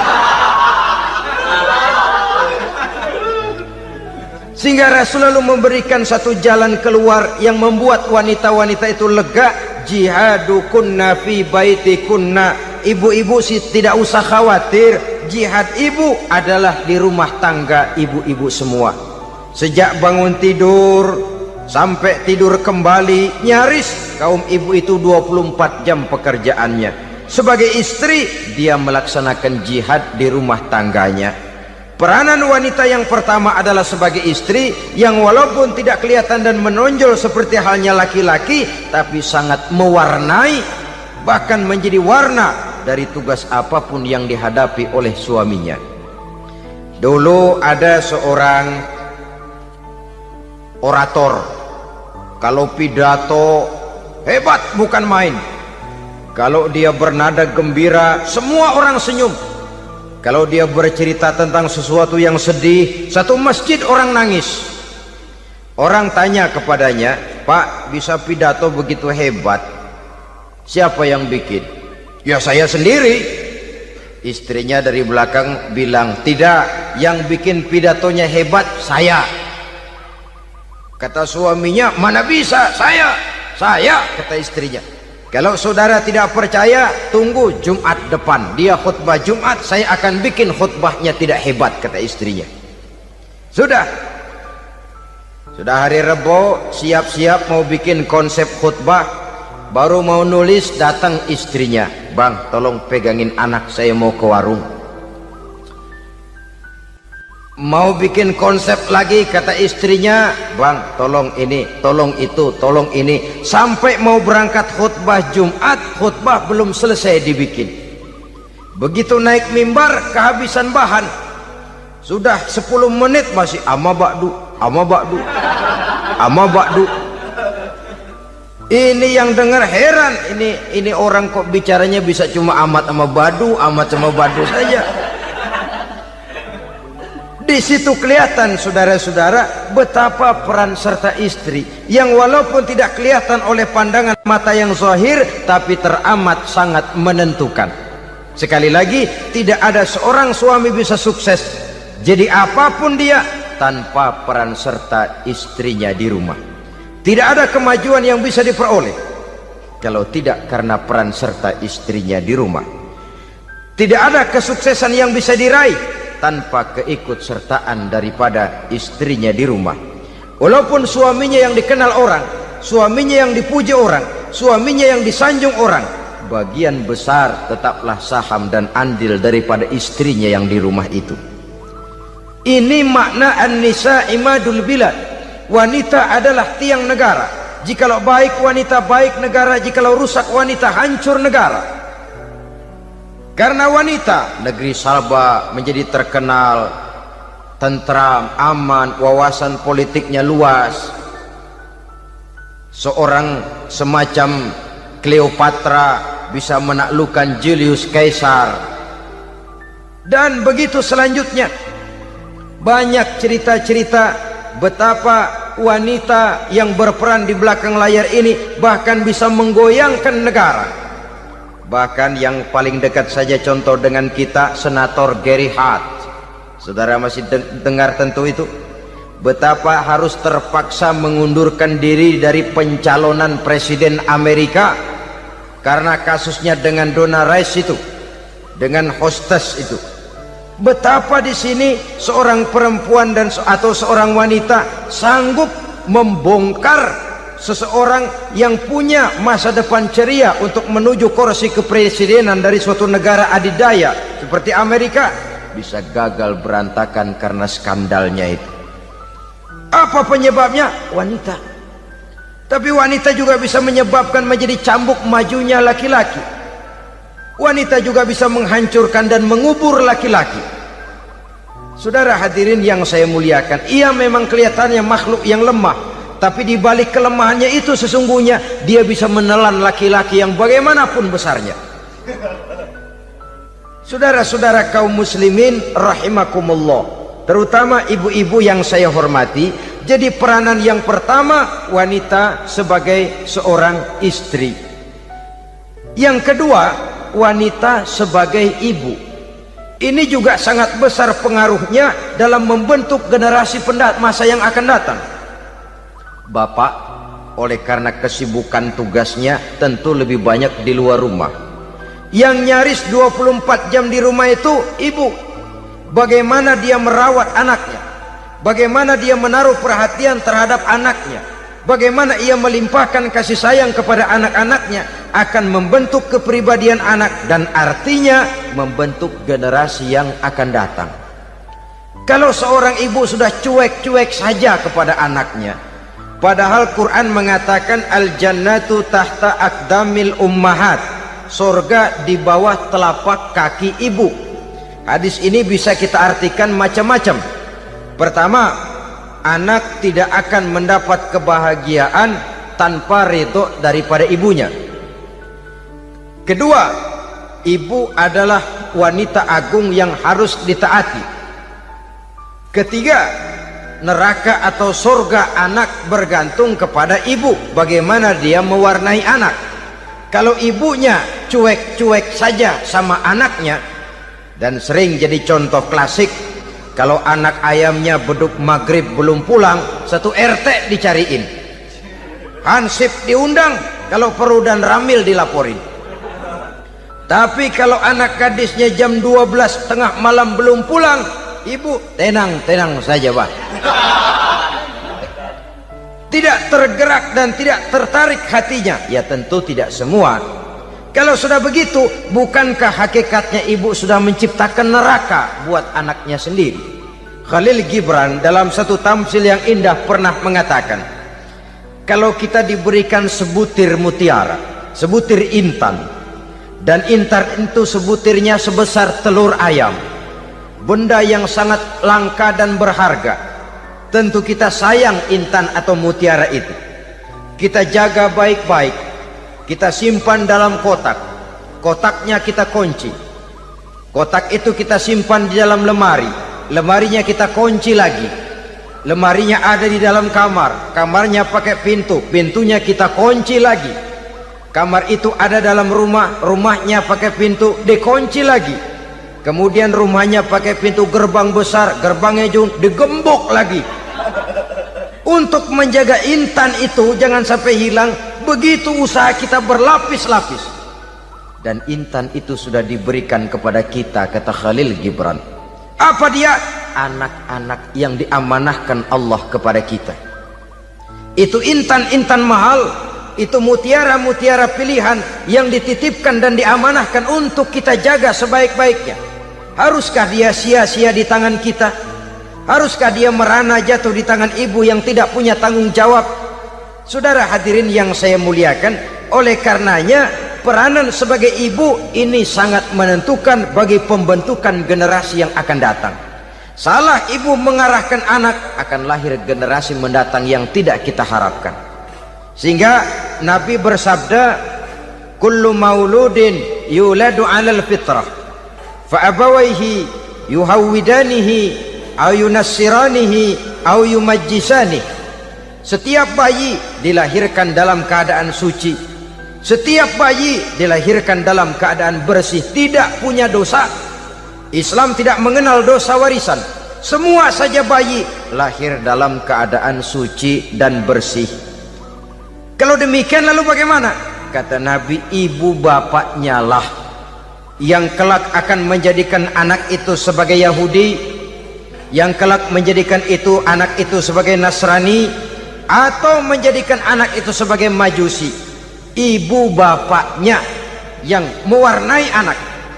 Ibaratnya anak itu kertas putih, mau ditulis tinta hijau warnanya hijau, Mau ditulis tinta merah warnanya merah, mau ditulis tinta hitam pun warnanya hitam. Oleh karena itu pembentukan anak yang soleh secara mental sesungguhnya sudah diwarnai oleh kebiasaan ibu bapak dalam pergaulan di rumah tangganya secara mental. Sehingga dengan demikian saudara-saudara, salah kaprah ibu dalam mengarahkan anak-anaknya akan melahirkan generasi penerus yang sungguh-sungguh tidak kita harapkan, dan pada gilirannya akan membahayakan perkembangan bangsa dan negara, membahayakan kita sebagai suatu umat. Apalagi sekarang ini masih banyak orang-orang muslim, orang-orang tua muslim yang kadang-kadang menyekolahkan anaknya di sekolah yang membahayakan akidahnya, mematikan imannya, menghancurkan tauhidnya. Pokoknya asal bonafid keluar sekolah ada jaminan lapangan kerja, perkara anak mau kafir mau murtad bukan urusan. Alangkah ironi dan sangat menyedihkan. Saudara-saudara yang saya hormati, jadi dari segi kaum wanita peranan ibu sangat besar. Dari segi anak, ketaatan kepada ibu, doa restu ibu akan membawa kepada kebahagiaan hidup. Doa ibu mustajabah, kutukan ibu manjur. Beberapa hikayat dan riwayat menjadi contoh dan tamsil buat kita betapa tidak ada satu kebahagiaan di dunia ini yang bisa ditegakkan tanpa doa restu daripada ibu. Pantas kalau dalam Al-Quran ada ummul kitab, ibunya atau induknya kitab. Tiap negara punya ibu kota, bapak kota tidak ada. Lalu lagi wawasan Nusantara disebut ibu pertiwi, bapak pertiwi kemana tahu. Saudara hadirin yang saya muliakan, lalu dalam peringatan hari-hari besar nasional ada yang namanya Hari Ibu. Hari bapak nggak pernah diperingati. Ada Hari Ibu, dan ibu itu pun ada Ibu Kartini, ada Ibu Dewi Sartika, dan macam-macam lagi yang seluruhnya merupakan refleksi dan gambaran betapa peranan kaum wanita di dalam kehidupan ini yang memang banyak mewarnai dan menjadi warna dari suatu kegiatan. Saudara-saudara kaum muslimin rahimakumullah, apabila yang pertama tadi kita melihat peranan kaum wanita sebagai istri, betapa ia berpengaruh besar dalam ikut menunjang keberhasilan dan kesuksesan suaminya. Kemudian pada peranannya yang kedua, wanita sebagai ibu di rumah tangga, betapa ia ikut membentuk, mempengaruhi, mewarnai dan membimbing kepribadian anak sebagai generasi penerus. Maka pada peranan yang ketiga ini kita akan melihat wanita sebagai social agent, sebagai penggerak kegiatan sosial di berbagai bidang kehidupan. Apakah itu bernama majelis taklim, apakah itu bernama perkumpulan dan yayasan-yayasan kemanusiaan, organisasi-organisasi yang bergerak di bidang pendidikan, bahkan di zaman sekarang bukan hanya menjadi penggerak sosial, bahkan sudah banyak kaum wanita yang menggerakkan satu bangsa. Dunia mengenal Margaret Thatcher, dunia mengenal Indira Gandhi, dunia mengenal Bandara Naike, dunia mengenal Corazon Aquino, dunia mengenal Golda Meir dulu itu dari Israel. Dunia mengenal Imelda Marcos yang ambisius tapi yang kemudian melangkah kepada jalan yang negatif dari tujuan semula. Ini bukan hanya sekedar social agent, tapi bahkan sudah mengarah kepada menggerakkan dan mewarnai suatu bangsa. Islam membuka pintu ke arah itu. Wanita duduk dan berfungsi sebagai social agent, mengurus berbagai macam perkumpulan yang bertujuan kepada kebajikan, menyantuni yatim piatu, memelihara kesehatan, menyayangi binatang, memelihara kelestarian lingkungan dan lain sebagainya.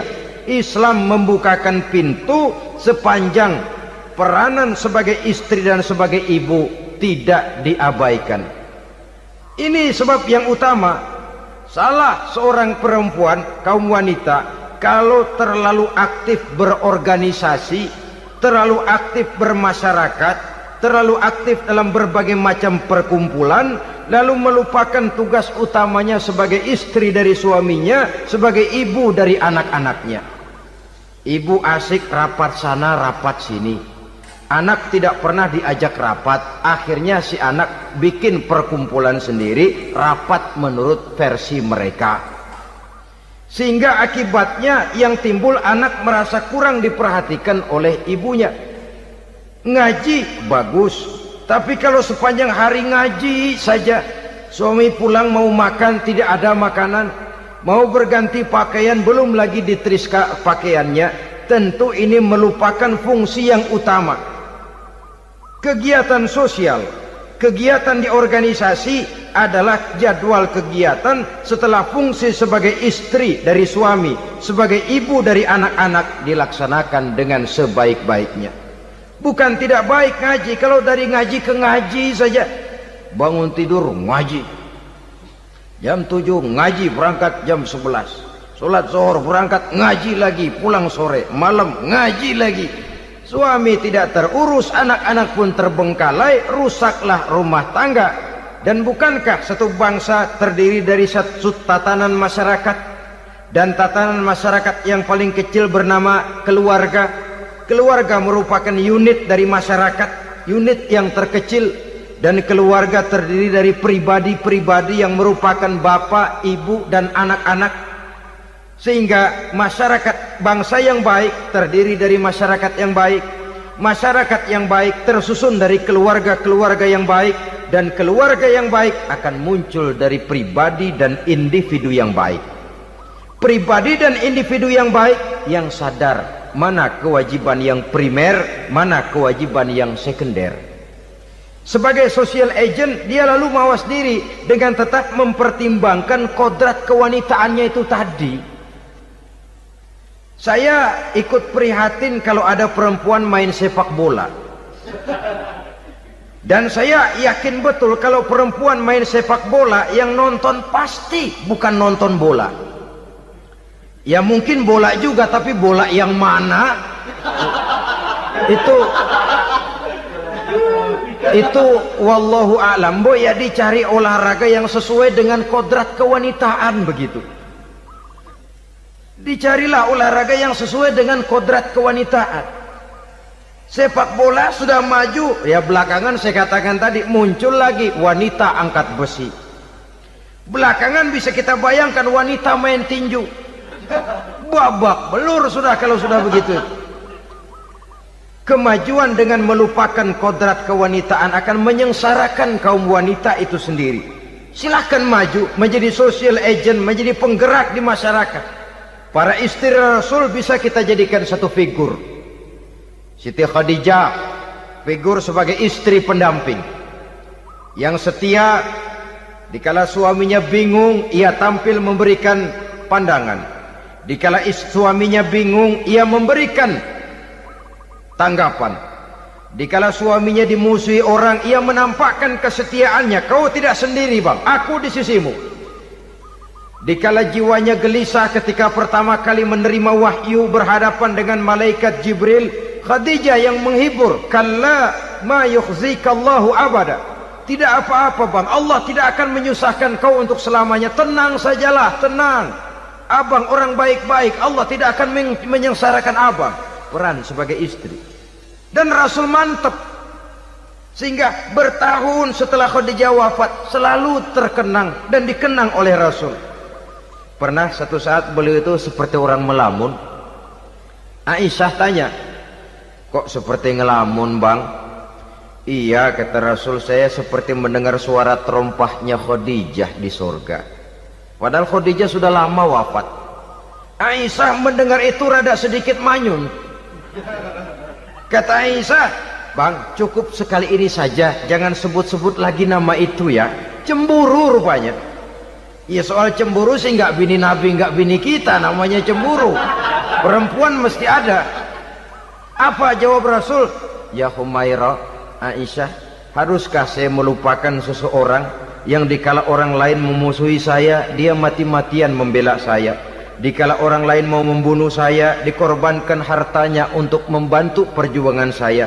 Mestikah saya melupakan orang yang begitu baik? Tidak, Aisyah. Sepanjang nafas masih ada, sepanjang itu saya tidak akan bisa melupakan Khadijah sayang.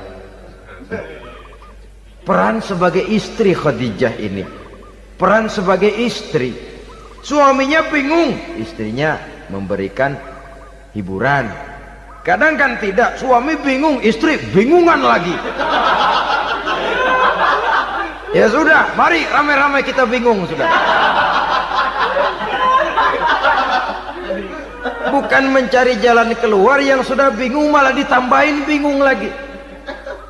Saudara hadirin yang saya hormati, lalu figur Siti Aisyah, muda, cantik, kreatif, cerdas. Kalau bahasa sekarang barangkali wanita karier ini. Ini figur-figur loh. Jadi punya keistimewaan masing-masing, sehingga ada pilihan. Ya tentu orang mencari istri itu kan karena ada dasar pilihan. Mungkin rupanya kurang menarik tapi akhlaknya bagus. Mungkin akhlaknya sedang-sedang saja tapi potongannya cakep. Masih ada pilihan. Sudah potongan jelek, akhlak bejat. Emangnya lu milih merem tempo hari ya?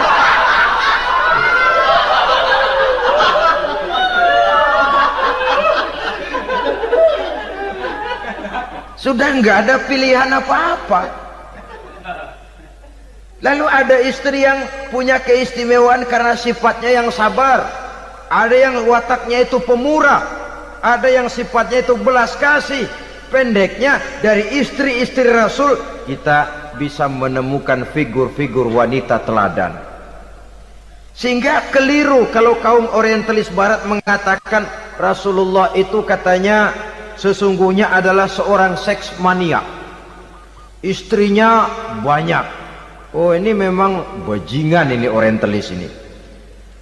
Kalau Rasulullah itu seorang seks mania, tentu yang dinikahinya itu pertama jelas gadis semua, yang kedua tentu cantik-cantik semua. Dari istri-istri beliau yang dikawininya dalam keadaan gadis cuma Siti Aisyah. Selebihnya janda. Apa pertimbangannya? Menyantuni yatim-yatimnya,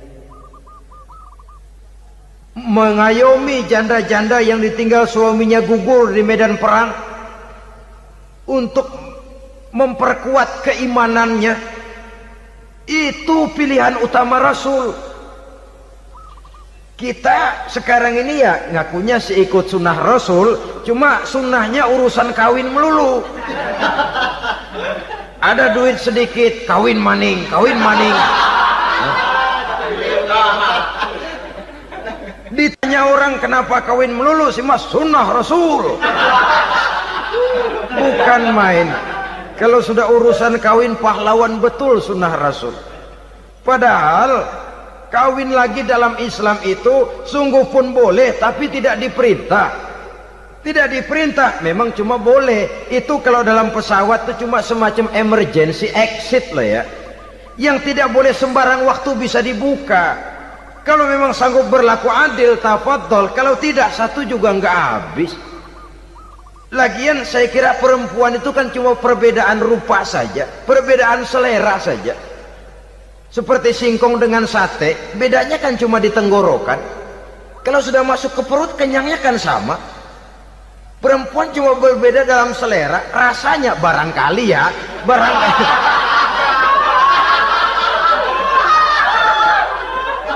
Barangkali tidak jauh beda. Saudara hadirin, lah Islam ini mengatur lewat pintu yang dinamakan nikah itu tadi, sehingga dengan demikian bisa dinikmati secara tenang, tentram. Tidak usah manusia ya, kucing saja. Coba lihat kucing. Kalau ikan dia boleh nyolong, kucing itu boleh curi, makannya nggak tenang kucing. Coba lihat ini. Asal dia nyolong ikan, makannya juga mindik-mindik. Matanya nengok kiri, nengok kanan. Ada sedikit gerusak, kabur. Secara nalurinya kucing tahu kalau ini ikan curian, makannya nggak tenang dia. Tapi kalau ikan kita kasih, kucing anteng, geledek juga nyamber, manteng aja dia. Nalurinya mengatakan ini ikan dikasih sama yang punya, tenang dia. Saudara hadirin yang saya hormati, orang juga gitu. Kalau hubungan suami istrinya sudah sah, diikat dengan akad nikah, tenang, anteng, nggak gerasak gerusuk, nggak kayak diuber-uber maling, anteng aja. Dia ngintip juga, wah cuek aja udah. Biarin aja dia ngintip, capek sendirilah.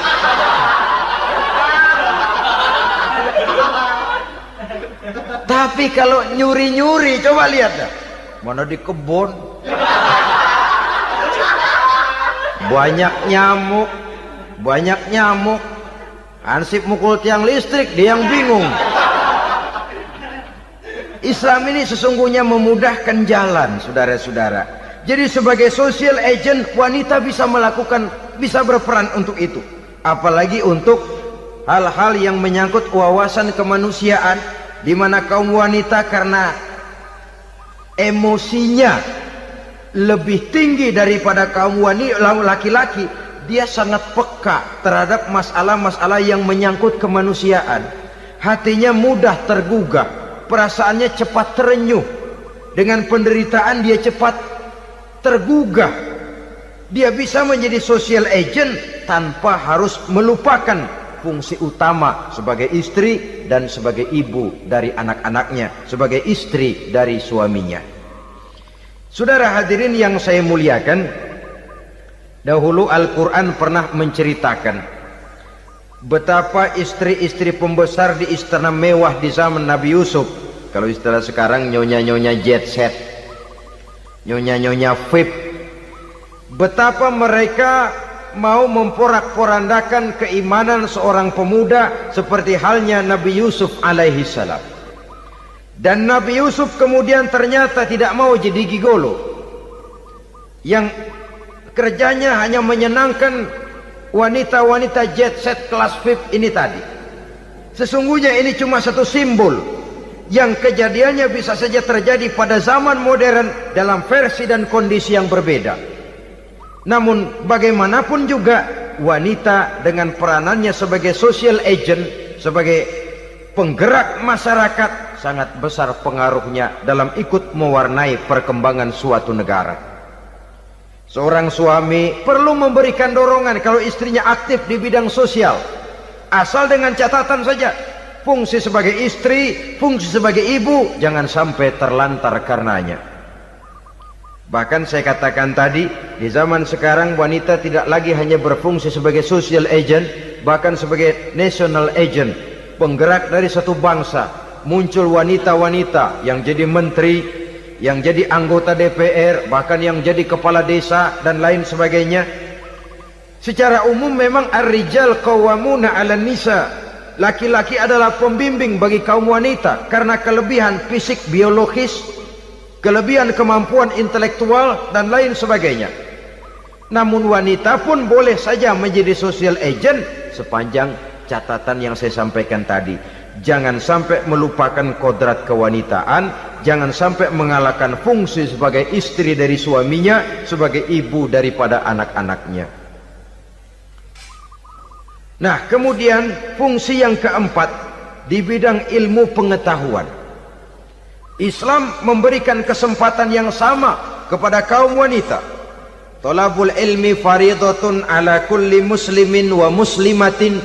Menuntut ilmu itu wajib hukumnya bagi orang Islam, baik laki-laki maupun perempuan.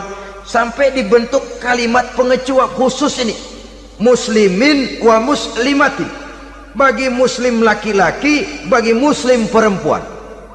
Dan alhamdulillah, kalau dulu di zaman Raden Ajeng Kartini, nasib perempuan berada di balik pintu yang digembok rapat-rapat, siklusnya berputar cuma sumur, dapur, kasur, kasur, sumur, dapur, dapur, sumur, kasur. Melingkar di situ satu saja peranan kaum wanita. Memberontak jiwa Raden Ajeng Kartini, menuntut persamaan bahwa wanita berhak maju sama dengan laki-laki. Entah Islam sejak 14 abad yang lalu sudah mencanangkan ini. Menuntut ilmu wajib bagi laki-laki dan perempuan beragama Islam. Orang Islam baik dia laki-laki, baik dia perempuan, wajib menuntut ilmu. Ilmu dalam artian umum, tidak hanya sekedar fikih tauhidnya, ya di bidang kedokteran, di bidang teknik, di bidang hukum dan lain sebagainya. Ini yang perlu dibanggakan. Kalau perlu, ini yang perlu diadakan kontes. Kontes IQ, wanita yang paling berprestasi di bidang ilmiah, wanita yang punya prestasi di bidang menjaga kelestarian lingkungan hidup, wanita yang punya prestasi menggerakkan sosial, menyantuni yatim piatu, memelihara kesehatan. Adakan kontes macam itu untuk mendorong.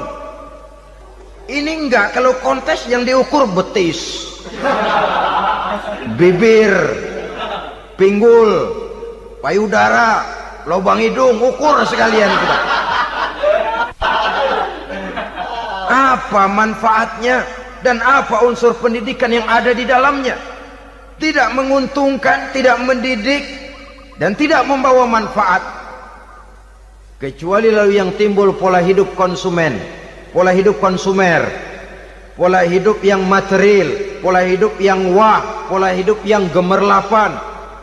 Ya, kalau oleh anak-anak muda yang terjangkau. Kalau tidak, dia hanyut ditelan mimpinya.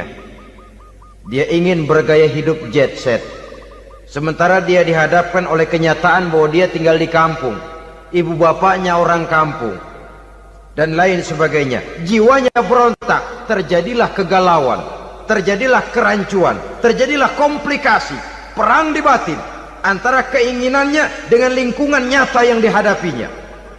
Dan kalau sudah ada gejala semacam itu, penyakit-penyakit kejiwaan akan mudah muncul. Ini gejala terutama buat orang-orang yang tinggal di daerah transisi. Kota besar bukan, kampung banget juga enggak, daerah cekak.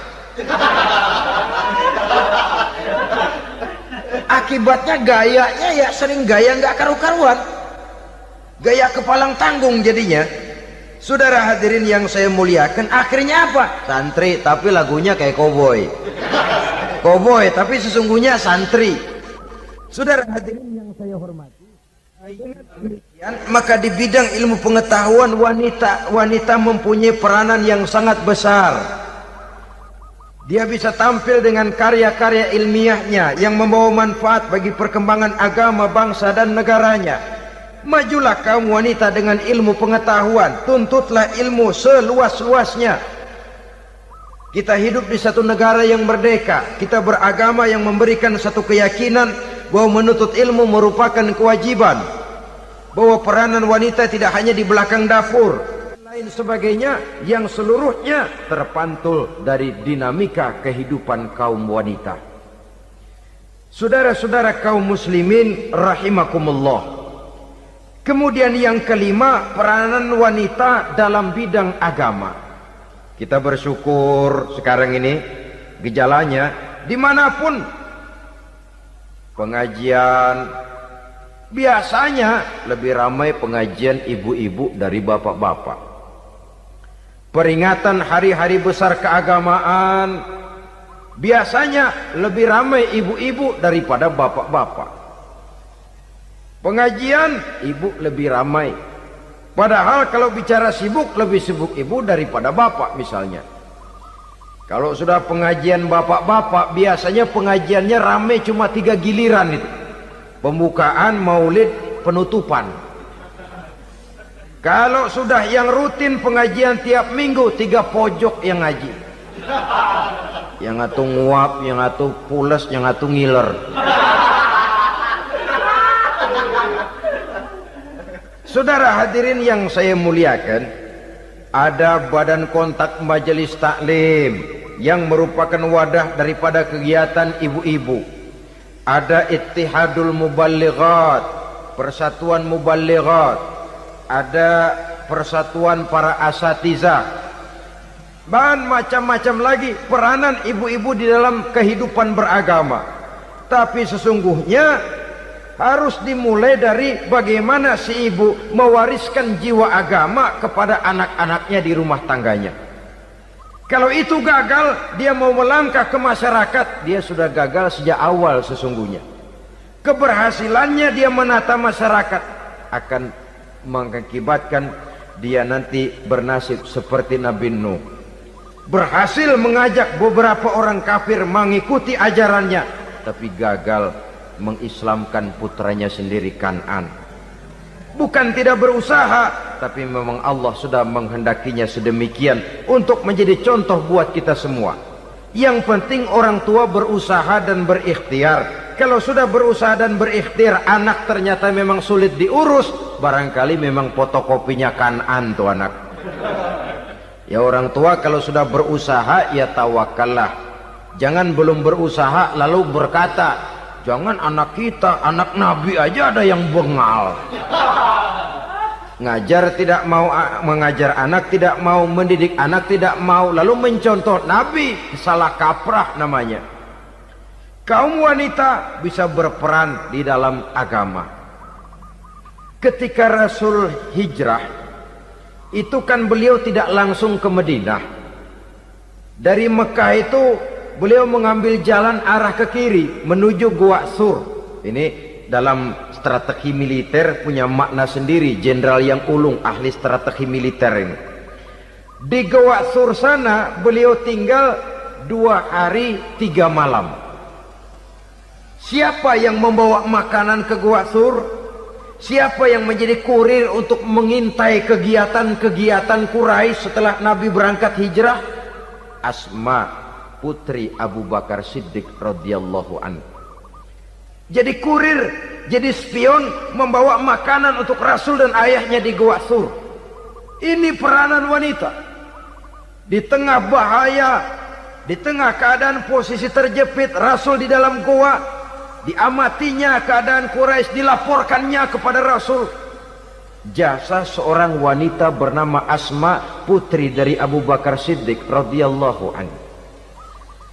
Rabi'atul Adawiyah, seorang sayyidah sufiyah, ahli tasawuf yang terkenal dengan ajaran cintanya kepada Tuhan. Dia bisa menjadi tokoh wanita dalam gerakan sufi oleh karena kegiatannya di bidang agama, dalam arti mujahadahnya kepada Allah Subhanahu wa ta'ala. Dia korbankan bagian besar daripada hidupnya untuk mengabdi kepada Allah. Setelah suaminya meninggal, seumur hidup dia tidak pernah nikah lagi. Bukan tidak cantik, cantik. Bukan tidak ada yang mau, banyak yang meminang. Bahkan diantaranya termasuk Sufyan Tsauri, seorang tokoh juga, pernah mencoba meminang beliau. Kata Sufyan, Rabi'ah, bagaimana? Kamu kan janda? Iya. Lalu, lah saya kan duda. Jadi bagaimana? Daripada kita masing-masing sendiri-sendiri kan lebih baik kita join. Maksud kamu apa? Saya mau meminang kamu. Boleh? Tapi mas kawinnya saya minta engkau jawab 4 pertanyaan saya. Kalau bisa, diri saya seutuhnya saya berikan kepada kamu. Kalau tidak, tidak usah saja. In ajabtani fi 4 masail fa ana laka. Kalau engkau sanggup menjawab 4 pertanyaan saya, seluruh diri saya bulat-bulat saya serahkan kepada kamu. Yang pertama, Sufyan, semua orang kan bakalan mati. Iya. Ya soal mati sih sama, mati. Cuma hakikat mati kan lain-lain. Ada yang matinya itu husnul khatimah, mati baik di akhirnya. Lagi ngaji, mati. Lagi baca Quran, mati. Lagi sholat, mati. Lagi dengar ceramah, mati. Lagi sodako, mati. Itu mati-mati yang su'ul khatimah. Ada yang mati itu mati yang husnul khatimah, maksud saya. Ada mati itu yang disebut su'ul khatimah, jelek di penghujungnya. Lagi nyekek botol, mampus. Lagi banting kartu, plak plak, habis. Lagi makan riba, mati. Lagi zina, mati. Lagi nipu, mati. Kira-kira kalau saya nanti mati, su'ul khatimah apa husnul khatimah? Loh, saya nggak tahu, kamu mati saja belum. Tidak bisa kamu jawab? Tidak bisa. Yang kedua, setelah mati kita masuk ke alam kubur. Di kubur kita akan dapat nikmat kubur atau azab kubur. Hari itu kira-kira saya dapat nikmat apa dapat azab? Saya tidak tahu. Di padang mahsyar setelah ditimbang kita dapat kitab di tangan kanan kalau baik, di tangan kiri atau dari belakang kalau jahat. Hari itu saya dapat kitab di tangan kiri apa tangan kanan? Saya nggak tahu. Yang keempat, orang akan lewat di atas sirat. Yang selamat sampai surga, yang celaka sampai ke neraka. Kira-kira saya yang selamat apa yang celaka? Wah, kata Sofyan, gua nggak tahu, udah butak dah lempangan itu deh. Kalau kau tidak tahu Sofyan, tidak bisa jawab 4 pertanyaan ini, maaf saja, lamaranmu saya tolak dan saya tidak akan nikah. Ini yang saya khawatir. Maka dia terkenal sebagai Sayyidah Sufiyah, tokoh wanita dalam dunia sufi. Dan artinya wanita bisa berperan banyak dalam bidang agama, sebagai pengasuh majelis taklim, sebagai pengasuh yatim piatu, sebagai gerakan-gerakan keagamaan yang positif dan lain sebagainya. Ini dimungkinkan karena Islam menunjang harkat dan martabat kaum wanita. Maka majulah kaum wanita Islam Indonesia dengan tetap menjaga kodrat kewanitaannya. Inilah yang kita sampaikan pada kesempatan ini. Terima kasih atas segala perhatian. Mohon maaf atas segala kekurangan. Wassalamualaikum warahmatullahi wabarakatuh.